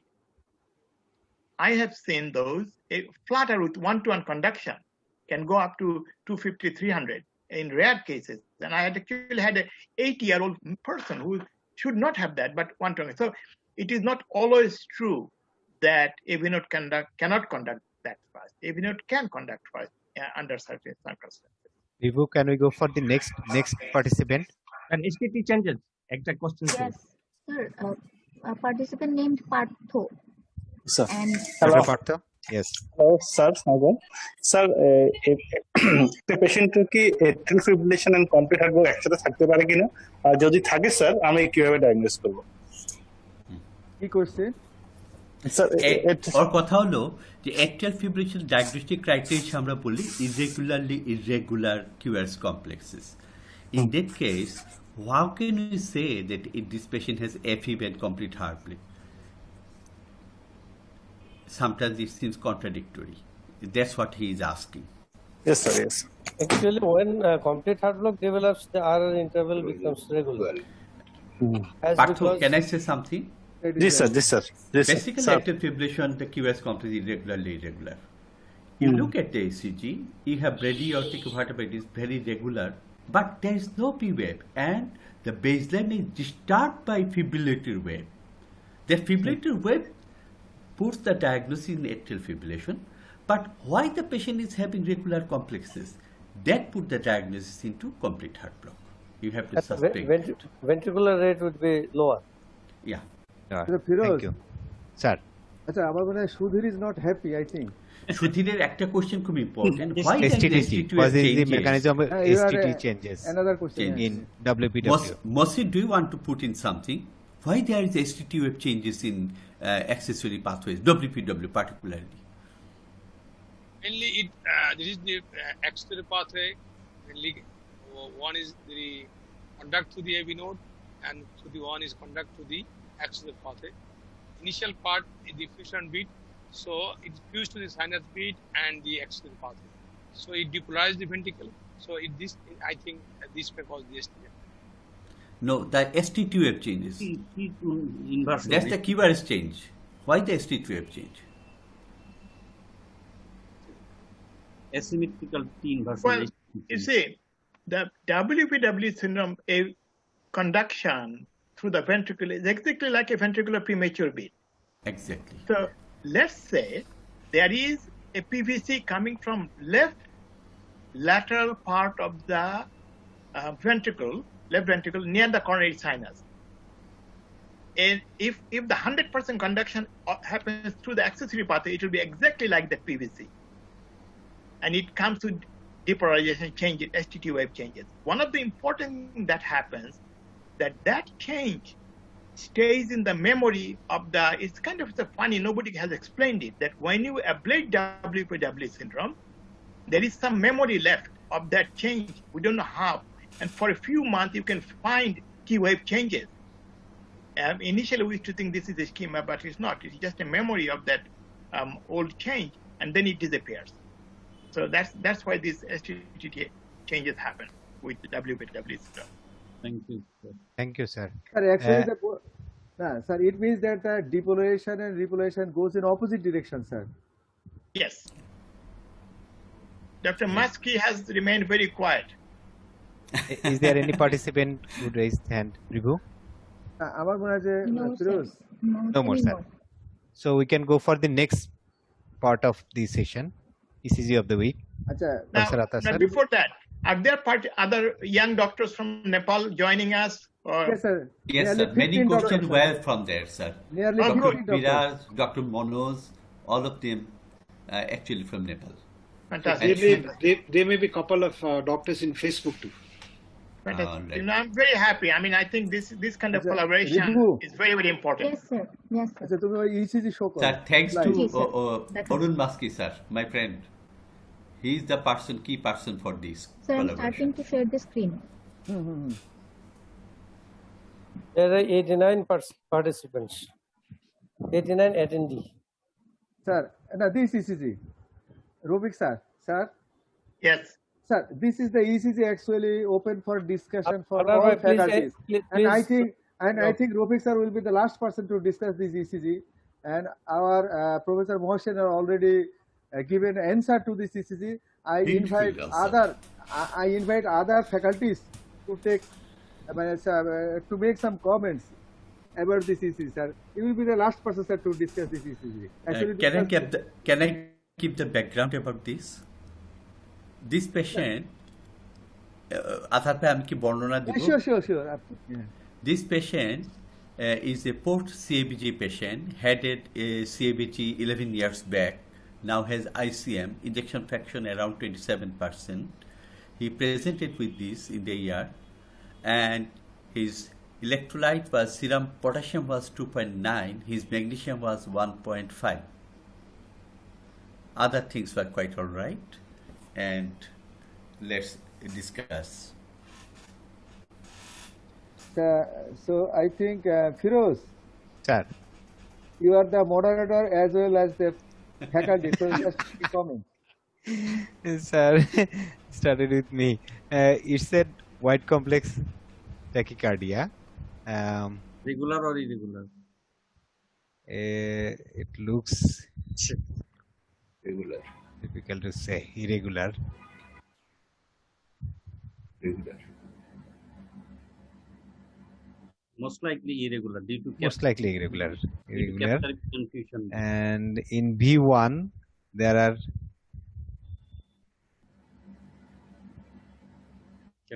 some irregular complexes. It looks like polymorphic VT. Polymorphic VT.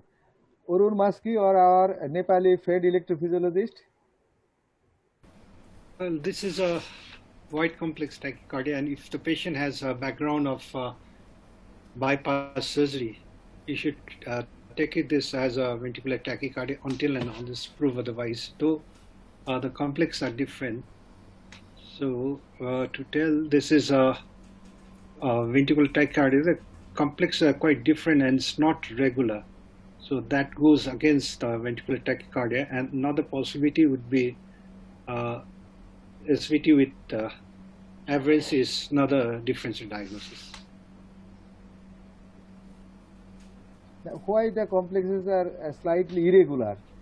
In VT it should be regular. Yeah, VT should be regular. So it could be either SPT with aberrance is a likely diagnosis, and sometimes in the patients with the antidromic AVRT, this complexes are, the patterns are different like this. So all threes are common, but in the context of a clinical scenario, you should treat these patients as VT, and I would go for VT, though the complex are different because this patient has a bypass surgery and his ejection fraction should be less. And I'm not very able to see the ECG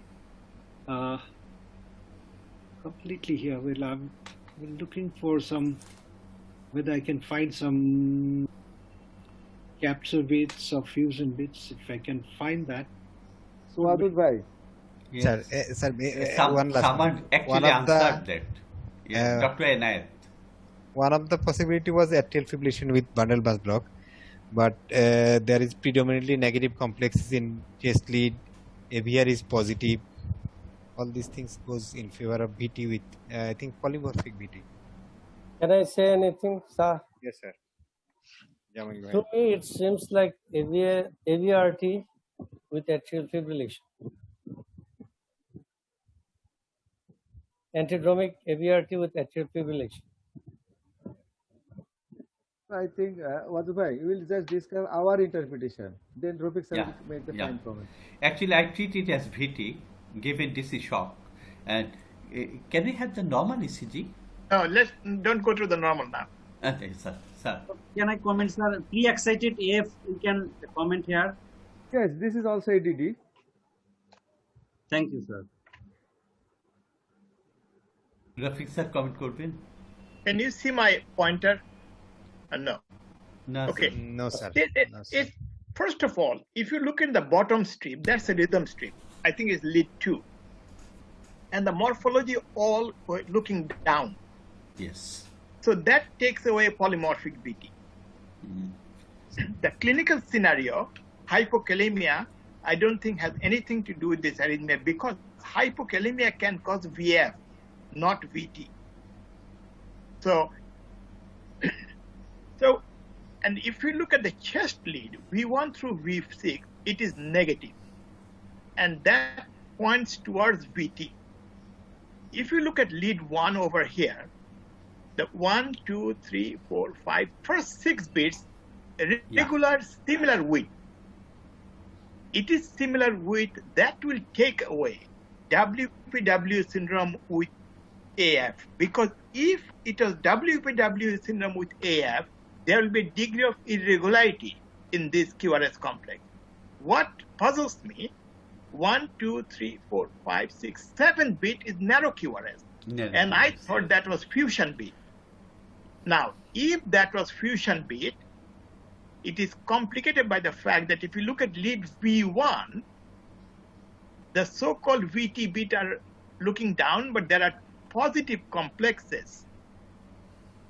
And that does not fit with the fusion beat. One of the possibilities is that this is a scar-related ventricular tachycardia. If you think about a scar, the scar can have two different types of exit. So the main channel is one, and there can be different exit, and that can change the cycle length of the tachycardia.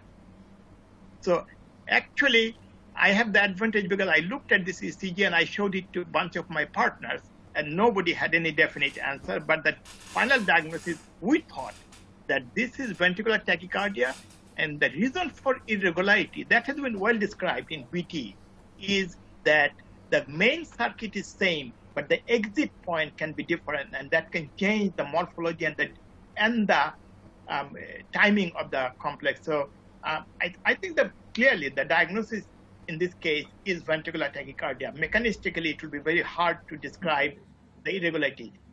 Is it possible to get PVC during ventricular tachycardia? Theoretically, it is possible. If you have a parasystolic focus which is protected from outside, it can beat on its own. But that is very unlikely in this kind of fast tachycardia. So our thinking was it was a scar-related VT with multiple exits causing this change in morphology of the QRS complex. Sir, can I add something? Yes. The negative complexes in chest leads, there is a notch in the QS complex. Does it suggest there is a scar which goes again in favor of VT? And again, you are saying the different exit. That could be the possibility. That also strengthen your assumption. Definitely. But that scar should be the sinus, Wadud bhai. That is now should be the sinus rhythm, not in the VT. No, the sinus rhythm. We are not talking. We are talking about the ventricular depolarization waves, because the depolarization is involving a scar. There may be some manifestation in there. We are not talking about ST segment or other things, which we can only decide about when the patient is in sinus rhythm. Exactly, sir. One question to you, sir. Sir, with this morphology of the V1, there is a slight that is the R wave. Can we call it the negative concordance, fully negative concordance according to the Brugada criteria? Almost. You know, I think all of them are looking down, almost except V1. V1, tiny bit of positivity kind of. Also V2. V2, no. V2 is actually negative. If you look at lead V2, it's negative. From something, V2 onward. This one, sir? No, there's a couple of bits, but the main rhythm, if you look at the main rhythm, is actually negative. There are some fusion or whatever bit we are thinking, there is a positive, but the main rhythm in V2 to V6 are negative, except lead V1. Atahar, you are right. I mean, it's almost concordant. When I see this, this is my patient actually. Sir, when I see this ECG, I think this is so interesting. I have to show it to everybody. Sir, V1 also strikes me, sir, the V1. Sir, is there any possibilities of flutter, sir? The V1, sir, just look at the V1. You're talking about atrial flutter? Well, yeah, I mean, it's possible. But, you know, it's such a fast ray that, you know, it looks like flutterage, but it'll be tough to call it atrial flutter. Because if it was atrial flutter, then you have to conform into some kind of aberration, right or left bundle aberration. It does not fit into that. Yes, especially with all negative complex from V2 to V6. Yeah, exactly. So atrial flutter is not the cause of this rhythm. It's Sir, not the driver.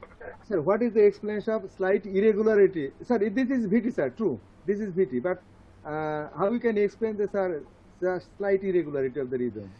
That's what I looking say. at the bottom step, could it be due to fusion bit, only the rhythm step in the bottom? Yes, it can be fusion, number one. Number two, as I told you, that the scar circuit, the common pathway is same, the slow part, but the exit point is different. Multiple exit. And that can, the multiple exit circuit, and that can change the morphology and the cycle length. Cycle length, it cause irregularity. Thanks, sir. One of our Nepali colleague also commented like this, sir, multiple exit point. Yes, definitely. There is a terminology called pleomorphic VT. Is it like this? I don't know. I'm not a big fan of different fancy terms. You know, I remember that when we were students, our SARS used to use that. I think these terms are good, but we have to also look at the mechanism. Yes, there is actually a term called pleomorphic ventricular tachycardia. Josephson first described this one, sir. Yes. But I think since that time we have come a long way. Now the scar, because when Josephson described, and then Bill Stevenson came up with the scar and the circuit part. And I think that better understanding now. Sir, that gives better explanation. Sir, the last part, that is again back to Wadud bhai's question, that is the V5, V6, that is the nose. Sir, whether it is due to the gross widening or because of the scar, what should be the better explanation, sir? Well, I mean, every time you see a fractionated electrogram, you think of scar. Yes. And I think that's what causes the notching. And you can see, even when you record intracardiac electrogram, you can see those fractionated electrogram, intracardiac channels. So, I mean, it is suggestive of scar. Right. I mean, can I call, sir, fragmented QRS? Exactly. This term is oh, sure. Yes. Fragmented QRS. That's it. That's why we are calling it scar. Can you go to the answer? Let's see the normal ECG first. Ribhu. Ribhu, normal ECG ta down nahi? Sir. Please show the normal ECG. Atahar bhai, apne kache ache normal ECG ta? Can you show it? Acha, Ribhu kache nahi na? Acha da. Na sir, eta to. আমাকে নরমালটা দেন না sir আচ্ছা না তোমার কাছে বোধহয় দেই Sir, will I stop sharing the screen? Yeah, stop. Yes. No. Atahar bhai, Atahar bhai, can you show it? I've seen the fact that there is entry MI, old entry MI. Yeah. Yes. Ribhu. Yes, sir. You in the V4 to V6 are in the queue in Sanatidam. This is very interesting actually. Ribhu, please stop your Okay, sharing. sir, I'm stopping sharing the screen. Yeah, let Atahar bhai show the ECG. Yes, sir, I've stopped.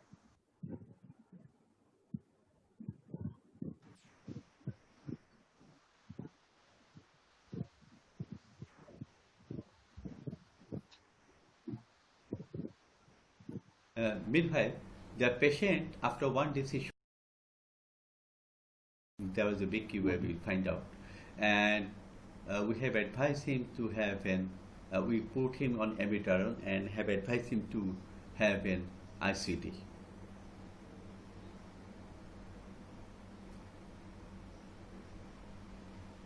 What was his ejection fraction? Around 27. He had bypassed 11 years ago. How common is this SVT with aberrancy in patients with structural heart disease and who is expected? Jamil আমার ECG দেখতে পাও? না, Not yet, sir. দেখা যাচ্ছে না, sir. আপনি share করুন। আপনি স্ক্রিন শেয়ার করেন আগে। শেয়ার করছি। ভাই, হ্যাঁ? গ্রিন বাটনটা ক্লিক করেন। Share screen. তারপরে আপনি আগে করেন, আগে শেয়ার স্ক্রিনে দিয়ে তারপরে আপনার ওইটার মধ্যে ইসিটার মধ্যে দেন। আগে শেয়ার স্ক্রিন ক্লিক করেন আদা ভাই। হ্যাঁ করছি। দাঁড়াও। এখনো আসে নাই স্যার। নিচে একটা শেয়ার বাটন আছে না স্যার? না, গ্রিন কালার। না বটম প্যানেল না তা ঠিক আছে, এখানে একটু সমস্যা হচ্ছে না।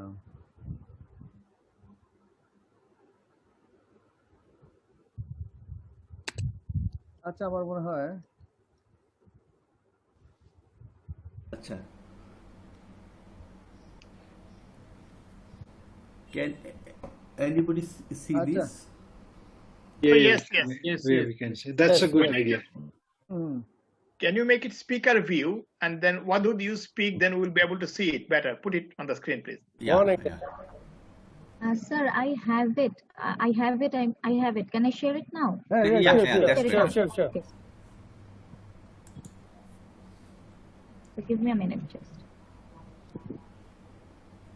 While we are doing this, I think for all the participants, please remember what I mentioned, that we are not always correct. Make it show. PowerPoint show.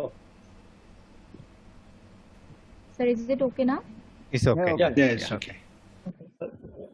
Enlarge the ECG. Yes, sir. So just 1 minute. 1 minute, sir. Okay. 10 seconds, not 1 minute. Sir, 10 seconds. Got it. Okay. Sir, is it okay now? Yeah, it's fine. Yes, that's better. It's okay. So there is Q wave in V1 to V4. That is old antiseptal MI, yeah. Here is complex narrow. Maybe Yes, inferior also. Double one in part.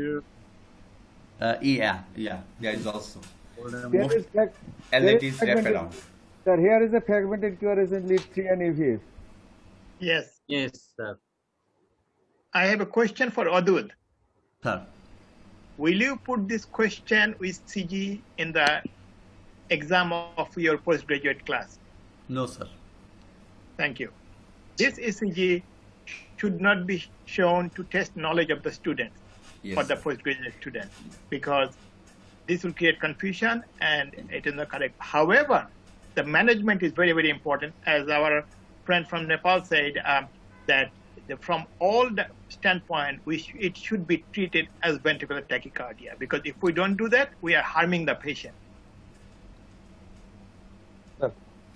And this patient, is someone is asking, is the patient needs ICD? Definitely.